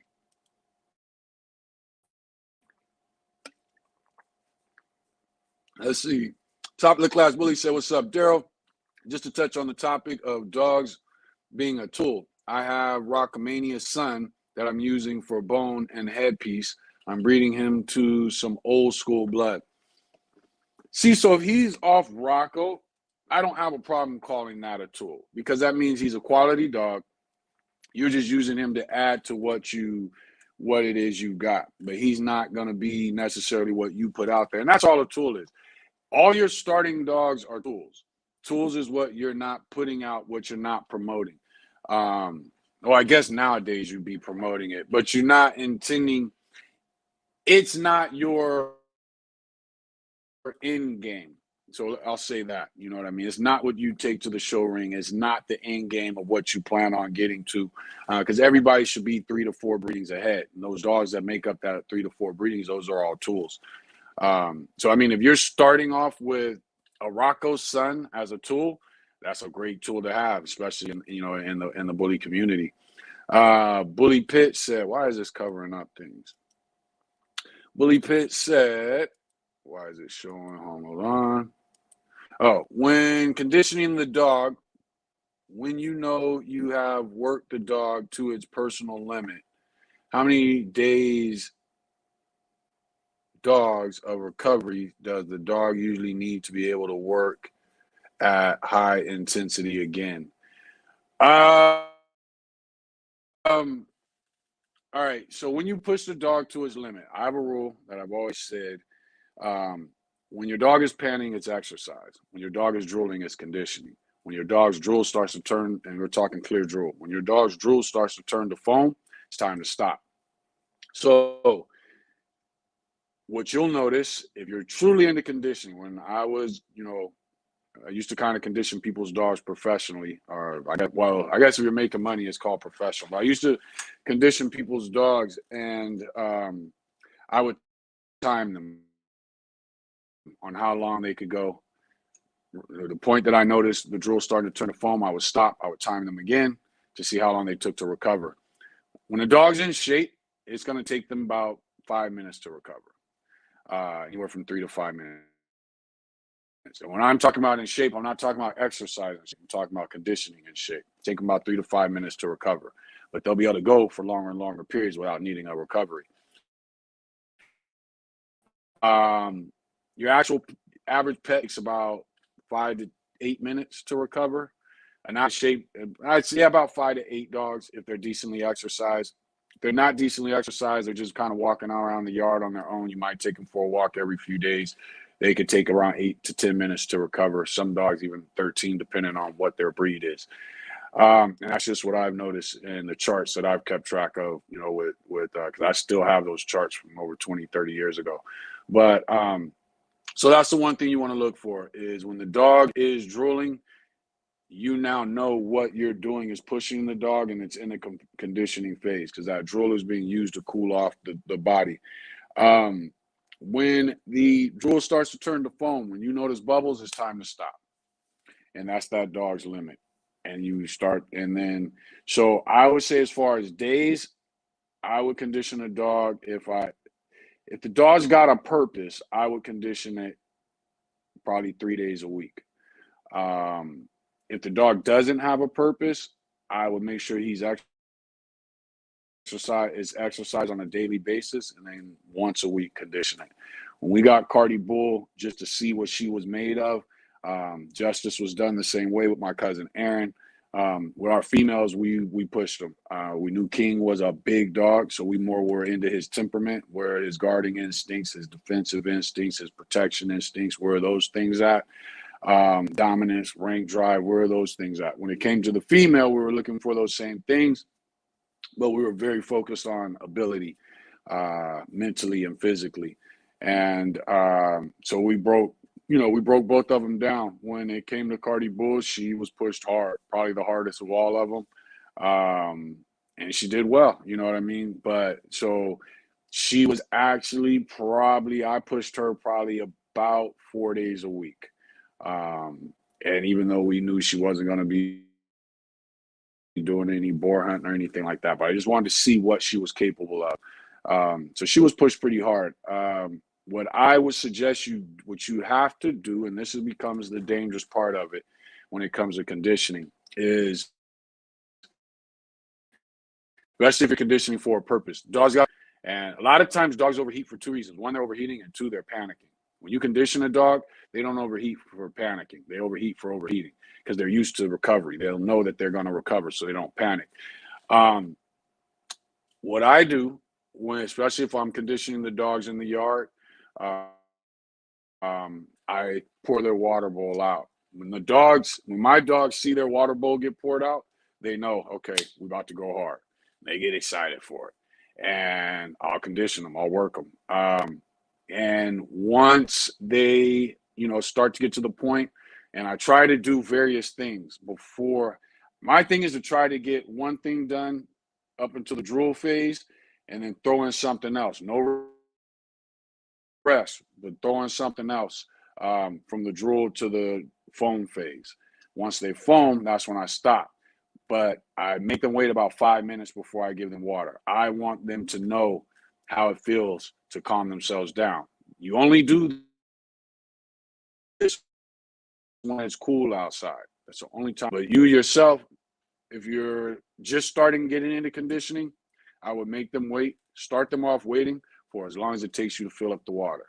Next time, make them wait for 2 minutes. Next time, make them wait for 3 minutes. Keep increasing that time that they wait each day so that they get used to how it feels, or not each day, but each time you work them, so that they get used to how it feels. At about 5 minutes, if I'm pushing a dog for purpose, I may make them wait about 5 to 8 minutes before I give them water. But I only let them get a couple laps, and I pour it back out, and we go back at it. That's how you want to do it. So conditioning is something that you need to be real careful with. Exercise, cool. But when you start dealing with foam, you want to be real careful with it. So you have further questions that we can get into. I try to avoid going into too much detail because I don't want people to imitate what they hear me talking about, and it's bad for their dog. So if you have any questions regarding conditioning beyond that, you can hit me up. Everybody knows I do consultations, $50 an hour. I always go past an hour. So really it's $50 a session. But I do phone consultations. You can hit me up. Not only will I discuss it with you as far as conditioning, but if you let me know what resources you have around you, parks, treadmills, spring pole, flirt pole, kid playgrounds. You let me know all that kind of stuff, sand, mud, long grass, short grass. I will also come up with a conditioning regimen for you for your dog, especially if you got a purpose. That makes it even easier because then I know what the dog has to do: hog hunting, dock diving, agility. Even if it's show ring's not much conditioning, but whatever it is you are trying to do, hit me up and we'll come up with and let me know what it is, what you have around you. If you got a playground around you, I'm gonna need you to take a picture so I can see what's there. Don't take your dog. If I give you a regimen and it involves a playground, don't go chasing and scaring off little kids so you can use their playground. Wait till the kids is gone and then go ahead and do whatever the regimen is that I give you. But you can hit me up anytime and I can go into more detail. It's just something that I don't want to go into a lot of detail on because people try to imitate things and aren't aware of what they're seeing as far as eye dilation, the drool, things like that. Because a lot of these dogs will just keep on going until they drop. And then next thing you know, you got a dog overheating, and a lot of people don't know what to do when a dog is overheating. Willie Pitt said the dogs don't show their pain and drive on dogs so high they will work through low level pain. How do I know when so for instance, I'll give you a quick example. When you let her recover, depending on what shape she's in, I would say just to guarantee she's fully recovered, give her 8 to 10 minutes. Whatever you do needs to be something that you can approach. So when you approach it, when you're approaching it, you want to, but the first thing you want to, so like, let's say it's the flirt pole, you want to put the flirt pole somewhere that's out of reach, out of sight, so that she's not excited, that adrenaline goes down. She sits there, she recovers 8 to 10 minutes, and then you tell her, come with you, and then you go to approach that flirt pole. So like what I do is our dog bowl is on one end of the yard, where we work is on the other end of the yard. So then as we walk from the bowl to where we go to work, the dog also don't know if they're going to quit or not. I may stop. I may keep going. They don't know. Hold on. All right, there we go. They don't know what's going to happen. So you want to pay attention when that dog is walking with you to get into whatever it is you guys. Let's see. Are we back up? All right, there we go. All right, so you want to pay attention when the dog's fully recovered, 8 to 10 minutes. You go back to where you guys are doing your work. You want to pay attention to the dog's movement. You want to notice if there's any limping, anything like that. Before you do any type of work, make sure there's no gopher holes, rocks, things like that that can injure the dog. The dog's nails are cut.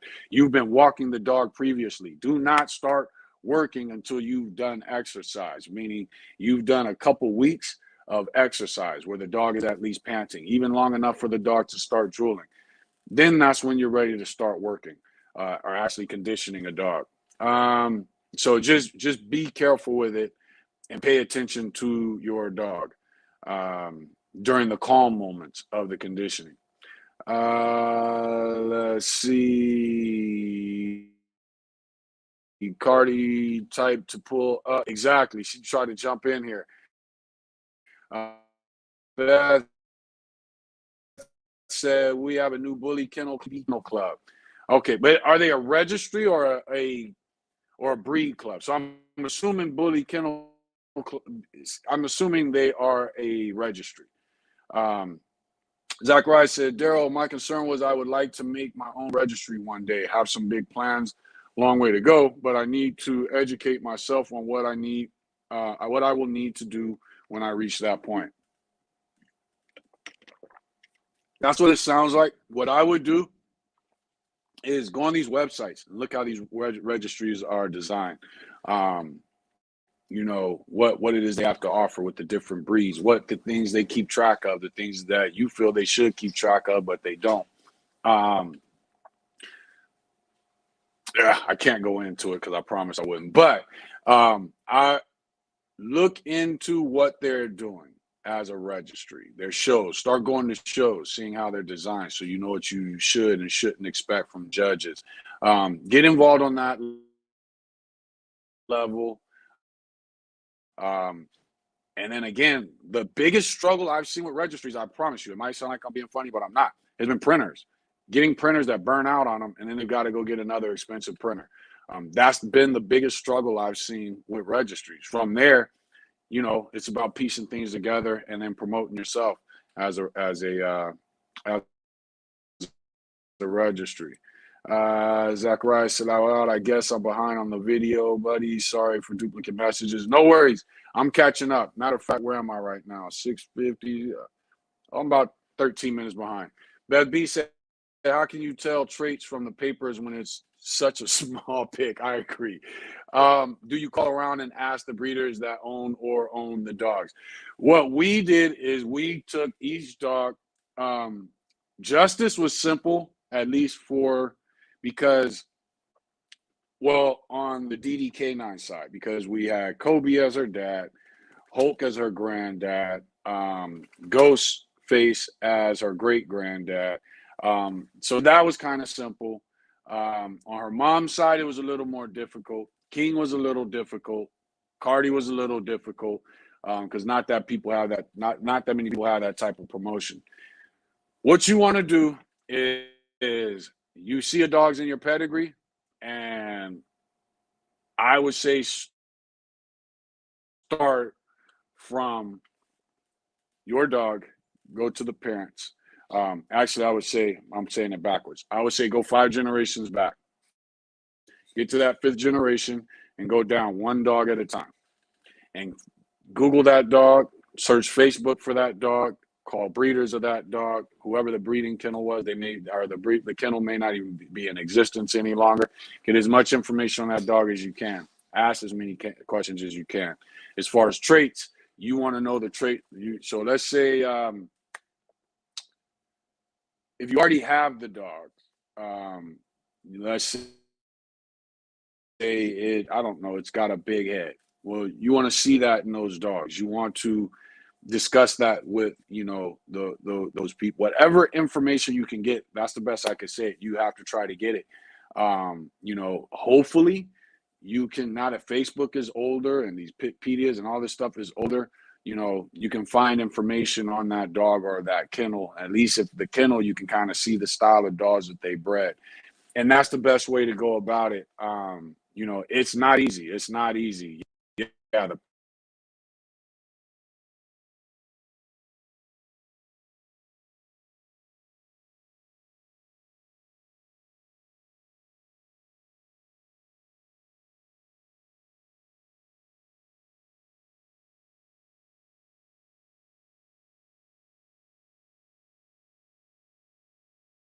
phone is messing up or not. Okay, there we go. Someone said, what do you do for conditioning? My favorite forms of conditioning are very long walks. We have a lot of hills in my area, so we go uphill fast, downhill slow. Rabbit hunting. If you got a field that's got rabbits, great form of conditioning. Once all the rabbits are gone, then that's when I'll start with playing fetch and just throwing the ball as far as I can throw it. Swimming is great. Flirt pole, I'm a master with the flirt pole. I don't do the whole whipping around thing. I work it like a cat mill. We go in a circle, circle, circle, circle. Then we can start going the opposite direction. The flirt pole, I don't use the little 5-foot flirt pole. I use a 10-foot flirt pole. Is it freezing up again? So yeah, I use a 10-foot flirt pole. Spring pole is another good one. Those are what I focus on the most. Treadmill is always great. I like the slap mill better. A regular treadmill or carpet mill, you're going to get more muscle from it, but you can't keep the dog on it as long. So when you do use a carpet mill, you want to really be paying attention to your dog. I'd rather have a slap mill where the dog can just go and go and go and go. So it just depends on what I'm looking for or what the person needs me to get out of their dog. But I would say my main 3 is a good game of fetch, And I do fetch, or I throw long ball. I throw it sometimes straight up. I bounce it off of walls to get the dog's agility going. I just find a place where I can really work that ball, and then also do long throws because I don't want the dog to know what to expect. So between fetch, the flirt pole, the spring pole, those are my favorite. Always close out with the spring pole. Long walks uphill. Cardi, we have a hill. There's a video where I'm working Cardi up a hill. I'm just throwing the ball to the top of a dirt hill. The hill's probably about 2 stories high. That's another one. So I call them hill runs, but I love hill runs. So I do a variety of things. Kind of depends on where I am and what I see at the time. I'm the same way with training my son. Just kind of whatever I see, let's use it. Let's make it work. Let's see. Truth and Unity said, question, why so many breeders shy away from single registry? My thing is, at least people can start building a true pet versus on the hung papers that are totally BS. Your thoughts? There's so many dogs that aren't single registered that are good dogs, which is why they avoid single registered dogs. Single registered dogs, you don't know what's in it. If you give me peds, I can look at it and I can say, okay, this makes sense. This makes sense. This don't make sense. You're a liar. So you just have more information. With a single registered dog, you don't have much information at all. Let's see. That was the same question. For some reason, they put it twice. People 100. What's up, man? Thanks for joining in. Said I have dogs that have ran the trail so much they can run past and ignore people. There you go. Because they just know. They already know. They already know. I know exactly what you mean. They already know this is our path, and they're on it like a train. Very in tune after I let them run their course through nature. And let's see. Truth and Unity said, I say that for cases where people bought a quality dog and did not get papers. What's wrong with starting from scratch? Okay. The problem with that is that's their idea of quality. The question is, why don't they have papers? Is there a reason the breeder didn't give them papers? Because here's the thing. Some people are paying half price. And this is a situation we kind of had to deal with. But some people are paying half price. They say, I just want a pet. I'm not going to breed. They pay half price with no papers. Then they see money being made. And they say, you know what? I want to breed my dog. Can I get papers? No, you only paid half price. If you want to pay the rest of it, then I'll send you your papers. So then they say, never mind that. And then they go get the dog single registered. So that is why breeders avoid single registered dogs, because in a way it's also us looking out for each other. The question has to be, why does not that person have papers? And if you don't have papers because you didn't want to pay for them, then that's not the type of person I want to get dogs from and that I want to breed with. If you don't have papers because that dog wasn't of the quality of the breeder that the breeder expected, when you went to that breeder, you went to them for a certain quality.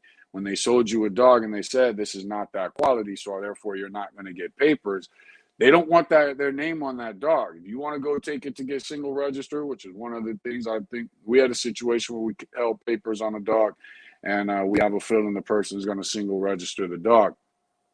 I don't agree with that, but for various reasons, but that's their prerogative. I don't think there's anything we can do to stop them. So breeders just kind of look out for each other with that. If you got a dog that's single registered, if you approach me with a dog that's single registered, my first question would be why. And if you say, well, this person was supposed to get me papers, they never did, then that's a different situation. I'm tired of waiting and dealing with them. I would probably then contact that person and say, hey, you were supposed to get this person papers, right? And if they say, yeah, I just haven't gotten around to it, then I'm going to look at it like, okay, this dude's an idiot. And then maybe I'll deal with your single registered dog. But again, a lot of people don't get papers because they didn't pay for it. They paid high price for a pet home dog. Or what is he doing out there? Or they have a dog that wasn't of what the breeder considered quality, so they didn't want papers. And then all of a sudden they want to go register the dog. Bully Piss, let's see how Putin says some Bully Piss Fusion Canada said, thank you so much, man. I'm in love with conditioning. Same here. I'm addicted to it. That's why I hate having puppies, because you can't get going until they're like a year and a half. And it just drives me crazy. I figure out little things I could do, but it's more mental than physical. Your insight is so appreciated. No problem, man. Thanks. Yeah, I get the dog to froth, and then I hand serve the water. Would love to pay for a personal call to get more info. Hit me up. Hit me up on Facebook through Messenger, and that's the quickest way to get a hold of me. Getting a little better with checking my Messenger. So definitely hit me up. But Daryl Thrower on Facebook. Putin says some of my best bulls had no papers. I agree. I've seen a lot of great dogs. I've been to the vet and seen great dogs. But we're in a community where a lot goes on, and I think you should have papers. If you have to single register a dog, I would say this: don't let it be because you didn't pay for papers, and don't let it be because the breeder told you weren't going to get papers on that dog due to it not being of the quality that they're looking for. Bully Pitt said, bro, it's tough to ask these questions with a 200 character limit. Is that what it is? I didn't know there was a limit on it. Beth said, yes, they are a registry. Okay, so Canada Bully Kennel Club is our Canadian Bully Kennel Club. So they're a registry, which is good because these dogs are growing all over the world. Beth B said, I can't thank you enough for doing these lives and answering all our questions. I love, respect, appreciation, support. I appreciate that. I appreciate you for appreciating it. I thank you guys for joining on. James Galloway said, I'm putting together a plan for a breed club because the bully is behind in that aspect. I agree. I don't think I know of any breed club for bullies. My plan is to partition the ABKC to be recognized as a breed so that one day we can see a bully on a national stage. Hey, I agree. You know what I mean? I've not, been into that.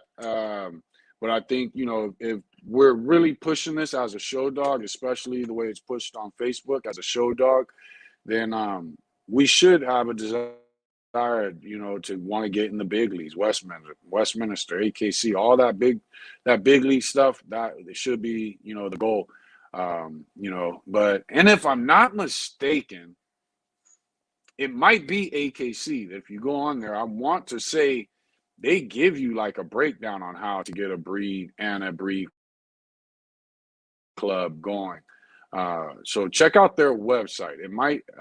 I might be wrong, but I want to say that they do have a breakdown on their website of it. Vinton Alexander, what's up, man? Thanks for joining in. If your female had a midterm abortion but has recovered, would you breed her next heat or skip? Never dealt with that one. And when you say abortion, do you mean you gave her pills, or do you mean the babies just didn't come through? What? I need to know what you mean by that. If no, what, why, and why not, and what are the side effects of doing so? I'm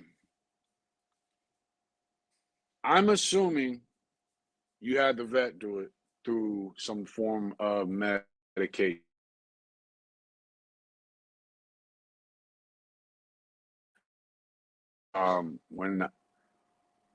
When I was young, we just used to use vinegar and water and rinse her out. But we did it immediately when we found out that the two had been breeding or mating. And that usually took care of that.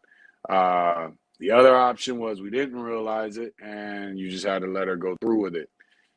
If this is something where the vet gave her some form of medication to abort the offspring, then I can't really speak on that. I've never done that or dealt with it. I don't even think I know anyone that has.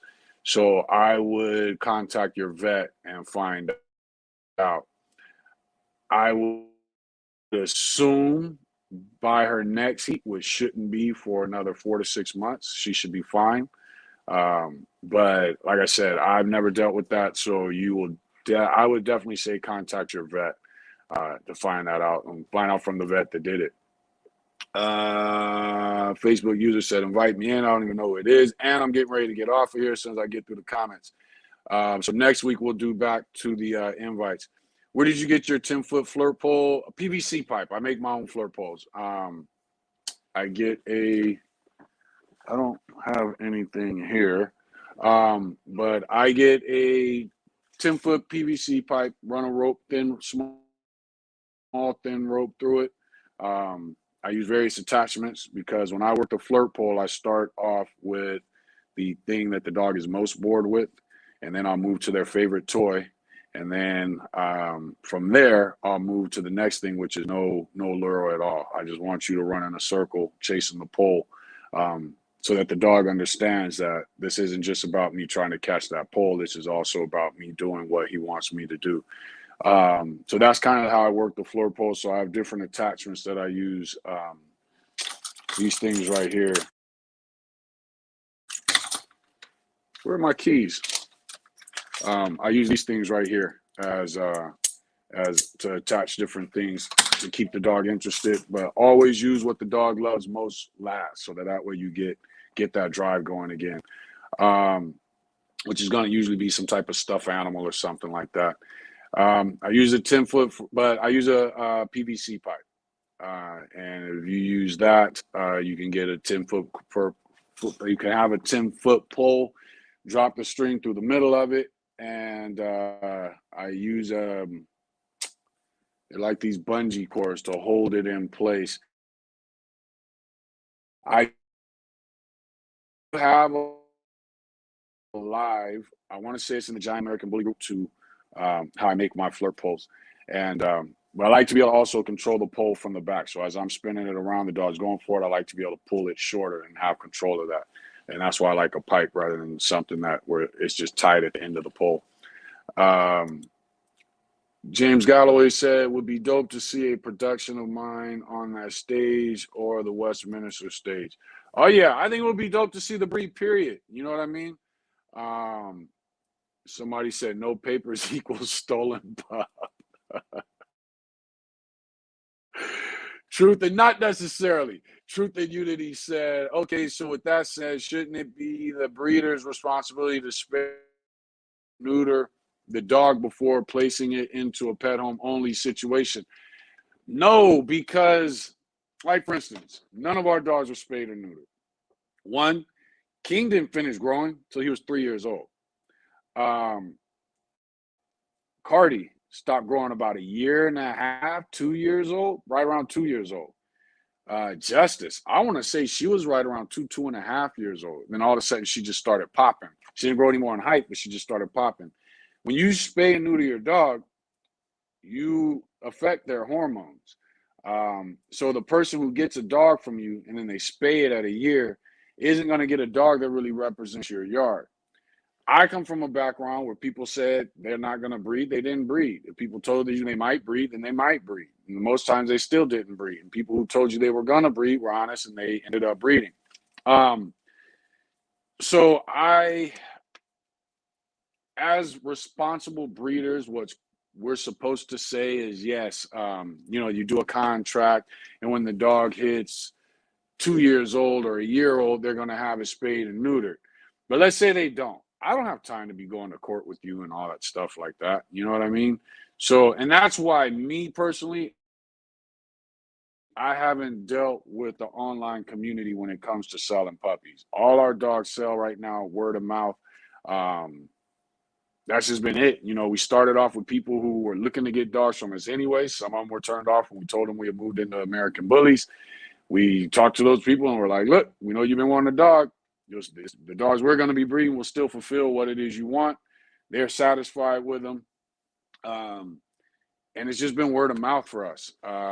We haven't really done selling dogs online to people. Now, we have a few people from Facebook that want pups from us.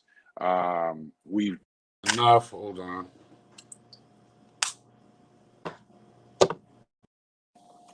All right, there we go. We've talked to them enough, whether it's just joking, talking, where they seem like cool people. A couple of them want to breed. A few of them have no intentions on breeding, so they say. So we'll control the paperwork. Those who want to breed, will make sure they get a show quality or the breeding quality dogs. Those that want to show, will make sure they get a show quality dog. And they'll get papers. But other than that, I'm not big on the whole spay and neutering thing when it comes to dogs. It's just that was just never my generation. And I look at it now, sometimes people do it too early, and now you didn't get the dog that you truly should have gotten from us.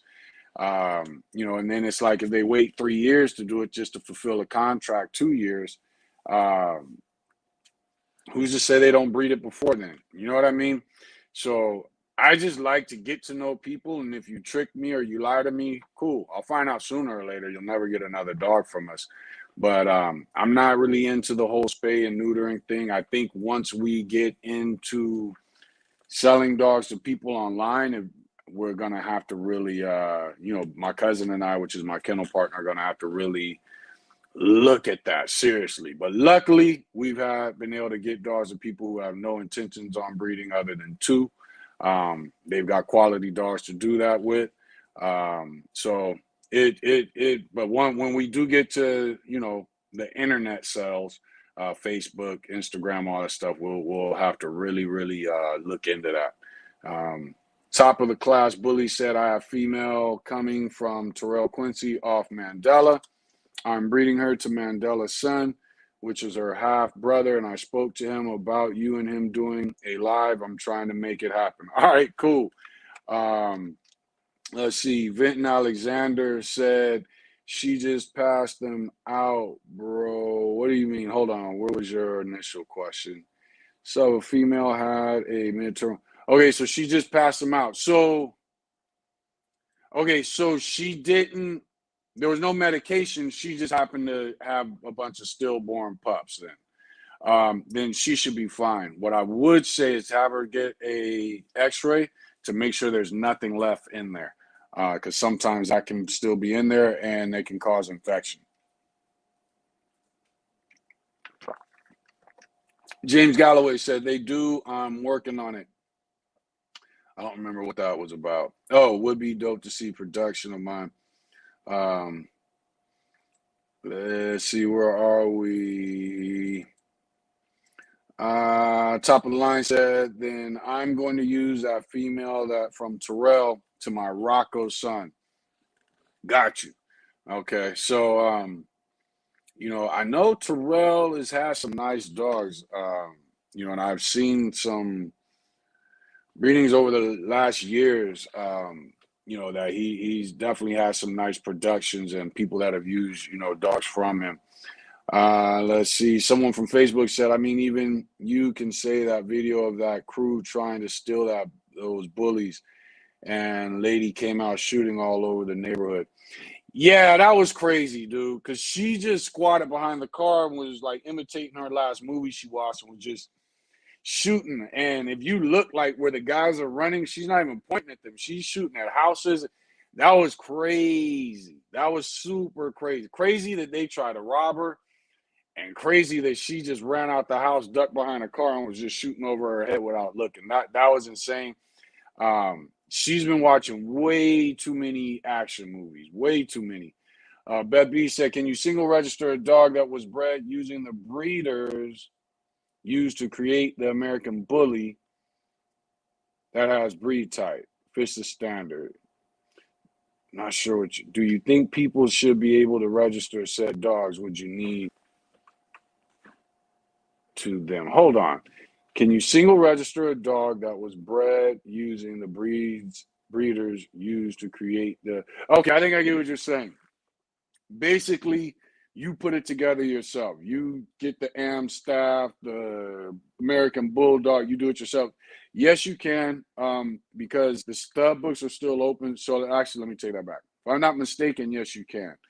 When it comes to single registry and stud books being open, that's typically what you mean. There is a guy, he's not on Facebook very often. I've done some lives with him a few years ago. Dame sometime Watson. He started from scratch and has nice bullies, registered American bullies, but he started from scratch, brought the breeds in himself. Dope temperament. He did a nice job with it. And I want to say, yes, you can still do that. Wayne said, how does a pit bull pop? I think you're talking, when I was talking about popping, meaning that the dogs will grow in height and then all of a sudden you'll see their head, muscles, everything starts to pop. I think that's what you're saying. Some pit bulls pop, some don't really pop, depending on how lean they are. Breed 2 says dog. Not sure what that means. Goodness, girl, you getting real sentimental today. What's wrong with you, huh? I'm gonna go for a walk in a little bit. Jose Garcia said, is there any way to register a puppy without knowing its history using pictures and or DNA? Single register. I don't think DNA matters, but you can single register them, but you wouldn't be able to include their pedigree history. You want to go out and play. Hold on. Isn't Mikey outside? Go get Mikey. She went to go get him. Where did the comments go? Hold on. Stolen pup. Okay, so that was, with that said, okay, where are we? And I'm going to use that female from Terrell. She made me click off. Now I lost track of where I was. Okay, there we go. Is there any way to register? Yeah, so you can single register dogs. And I don't think you even need all that information. You just need to send in pictures, and so that the registry can look at the dog and acknowledge that it's an American bully or whatever it is you're telling them that it is. James Galloway said, I have one puppy for my last litter. The owner fixed it at 15 weeks, and you can see a significant difference. Yeah, that's way too early. In size, he is at least 30 pounds smaller than the runt, and he was the biggest until he left me. Yeah, that's way too early. Way too early. Mr. J, what's good, man? Thanks for joining in. Ace Nino said, all right, we down to the last comment. Ace Nino said, do you think you'll take one of your offspring to any bossy dogs? No, I think we've gotten everything we need. There is a breeding coming up next year, and that will probably be the last dog we purchase, and then we will start bringing everything together. But yeah, so I don't think other than that breeding that's taking place, that will probably be the last pup we purchase from a breeding. But so no, not that I like bossy dogs with what Cat does. I don't like what other people do and claim that it's a bossy dog. That I haven't been a fan of. But I do like what Cat does herself, the breedings that she chooses to do that represent bossy. Dom said, oh hell yeah, I can't wait for that live with Terrell. Yeah, dude, just I'll hit him up, and you guys hit him up too, and then we can get something going, because I think he'd be a great person to interview and just talk dogs with. Solo Bully said, I have a pup. She's 6 months, 80 pounds, 18 inches, head 22 inches tall. How big do you think she will be? There's no telling with this breed. Dogs can grow fast and stop at a year in height and then just spread out. Some dogs can grow past a year and then don't start spreading out till 2. King, I'd have to ask my cousin. From how I kind of remember it, he grew in height, got wide, and then at 2 years was gradually growing in height and width at the same time. And then he just stopped right at about 3 years old. He stopped with the height aspect, but started getting wide again. So it just depends on the dog. There's no real way to say. Cardi Bull grew fast, hit about 20 inches, and bam, she plateaued right there. She's probably about 20 and a half, 21 inches, and she stopped like right there and just went wide. She also went height, slow, wide, fast, stopped going wide, started going height, fast. Then she hit her height, and then she widened up. So it just depends. Let's see. She's from Holt, 3 generations back. Okay, so Holt now Justice is a Holt granddaughter. She's a Kobe daughter, Holt granddaughter. She favors Kobe a lot. She, I wanted to say, grew till about 2. And then she just started filling out right around 2. I want to say Cardi's a little taller than Justice. So Justice is probably about 19 to 20 inches. And then she just kind of started filling out. Probably started filling out even all the way up until about 3. It was kind of fast and then slowed up. So it just depends. There's no real way to tell other than looking at, the lineage of the dog. Bully Pitch Fusion said, is there any way to get a personal consultation without Facebook? Yes. What I can do is, how can we go around that? Go to Thor Bully's Instagram and then private message me. And I got to catch up on there, so you'll be the first one.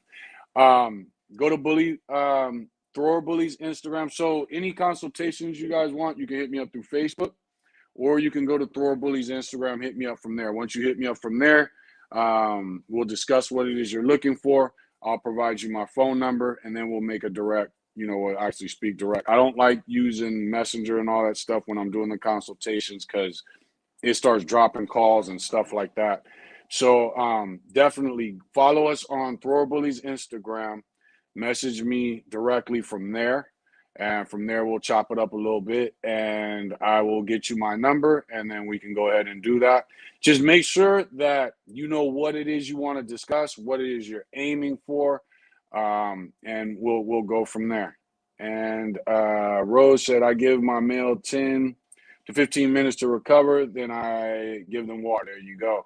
Now, everybody don't do that. Rhodes is creating band dogs, and he's working his dogs on a regular basis. Don't just jump out there for your first time conditioning the dog and you're holding back the water. You really want to let them get used to working first, and then you start experimenting with that. Mr. J said, my boy Butters so far has grown even up and up. Butters looks good. I like him. He's now a year and a half and starting to widen, but I think he got to his height. At about a year and a half, he looks like about a year and a half, maybe 2. He's probably going to gotten to his height, but yeah, I still think his head and his body's going to expand. Putin 100 said, what's the best way to introduce pups to outside life? Make sure they've gotten all their shots. And then, just start taking them out. Make sure it's a clean area. You start in your yard. One of the reasons people always want me to let loose dogs in our yard, pups in our yard, the reason I don't is because we get raccoons, rabbits, squirrels, and I just don't want to take a chance. So we have an area on the patio where there's a huge area on the patio where we allow the pups to kind of run around and, get some sunlight, things like that. But make sure you control, make sure your area is controlled. Make sure they've had at least their second set of shots, and start getting them out there. Mr. J said, thanks. Yeah, dude, Butters is good looking. I like him, dude. Other than that, that's it. We're going to go ahead and get out of here. I will be back to Tuesday. So next Tuesday will be Dog Talk Live Tuesdays. Any topics, you guys already know you cheat and you put your topics in the comments. But if you want to get your topics in ahead of time, go to the Giant XL American Bully Breed group. And that Tuesday morning, there'll be a post for tonight's live. You'll be able to put your topics in there. The group will vote on which topics they want to discuss. We discuss them all no matter what the vote is. We just use the vote for which ones go first.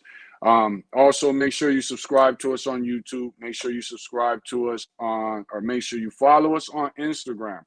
If you want to message me, you want to discuss how doing a consultation. We do conditioning, training, I tend to focus more on behavior, especially when it's over the phone. I'm not a big fan of the whole obedience, teach a dog to stay. So anything regarding behavior, conditioning, aggressive dog issues, aggression within the pack that you have at home, conditioning, what else? Breeding, reading pedigrees, looking over pedigrees with you.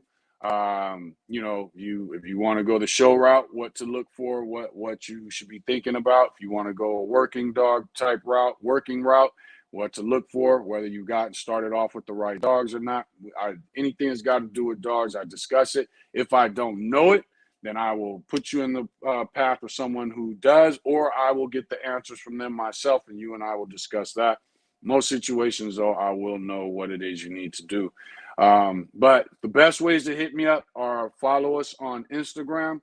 You can message me through there, or follow me on Facebook, and you can message me through there. As far as friend requests, I'm trying to get rid of a lot of the friends that are stagnant on there right now. So I should still have openings, but I'm like right at that 5,000 mark, but you still should be able to message me. And once you message me, we'll exchange the phone numbers, and then we'll have that conversation. James Galloway, thanks, man. Thanks a lot. Beth B said, thanks. You're greatly appreciated. I appreciate you guys for joining in. I'm going to get out of here now. Salute. Make sure, again, subscribe to the YouTube channel. Hit me up. Make sure you follow Instagram. Hit me up on Messenger. Message me through Instagram or message me through Facebook for any type of consultations that you want to do. Mr. J said, yes, and like the video, you guys. Make sure to like the lives.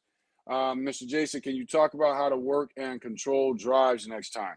Yeah, throw it in next week's live. I'll jot it down so I try to remember, and we'll hit that. All right, y'all, I'm out.